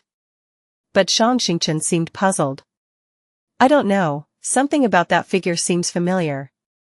It looks like Chu Xian." Hearing this name, Wei Ji's body stiffened. A cold chill ran down his spine, his eyes wide with shock. Chu Xian? Chu Xian. In Wei Ji's heart, Chu Xian was the one and only nascent soul cultivator in this world. During the Mystic Azure battle, Chu Xian single-handedly defeated Zhao Kai and the other cultivators from the Feather Transformation Heaven Palace. Even the dragon puppet that Zhao Kai had summoned was casually taken by Chu Xian. What followed in the Heavenly Infinite sect only deepened Wei Ji's fear and awe toward Chu Xian. Even now, when he thought about the new sect regulations that Chu Xian had introduced to push disciples to grow, his spine still tingled with discomfort. When they arrived at the Heavenly Metal battlefield, after being ambushed by righteous cultivators in Heaven 6 City, they lost contact with Chu Xian. At first, Wei Ji had assumed that Chu Xian, being so powerful, would surely escape and that they might meet him again someday. But as time passed and he never saw Chu Xian's figure, he gradually began to forget about him. Now, hearing Changqing mention his name, Wei Ji's heart suddenly leapt into his throat. "Are you sure? Is it really him?" Wei Ji's voice trembled with uncertainty. Changqing stroked his chin, his eyes squinting as he studied the figure from afar. "Yes, it's him." "Wait, no. It doesn't quite seem like him." Wei Ji felt his emotions surge dramatically, almost choking on the confusion and uncertainty. "Could you please speak clearly?" Wei Ji gritted his teeth, struggling to keep calm. Changqing smiled faintly. "It's too far. I can't make out the details clearly." He paused, then added, "But after thinking about it, I don't think it's Chu Xian. It's probably just someone who looks like him." Wei Ji froze. "Why do you think that?" Changqing casually answered, "If it were really Chu Xian, and he saw the situation unfolding here, do you think he'd reveal himself so easily? Do you think he'd let us spot him?"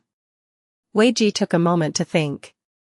"No, he'd stay hidden, waiting for the perfect moment to strike." "Exactly," Changqing continued. "Someone who can't hold back and jumps right into the fray like this is definitely not Chu Xian." With a grin, Changqing added, "Actually, it's quite easy to test if someone's really Chu Xian."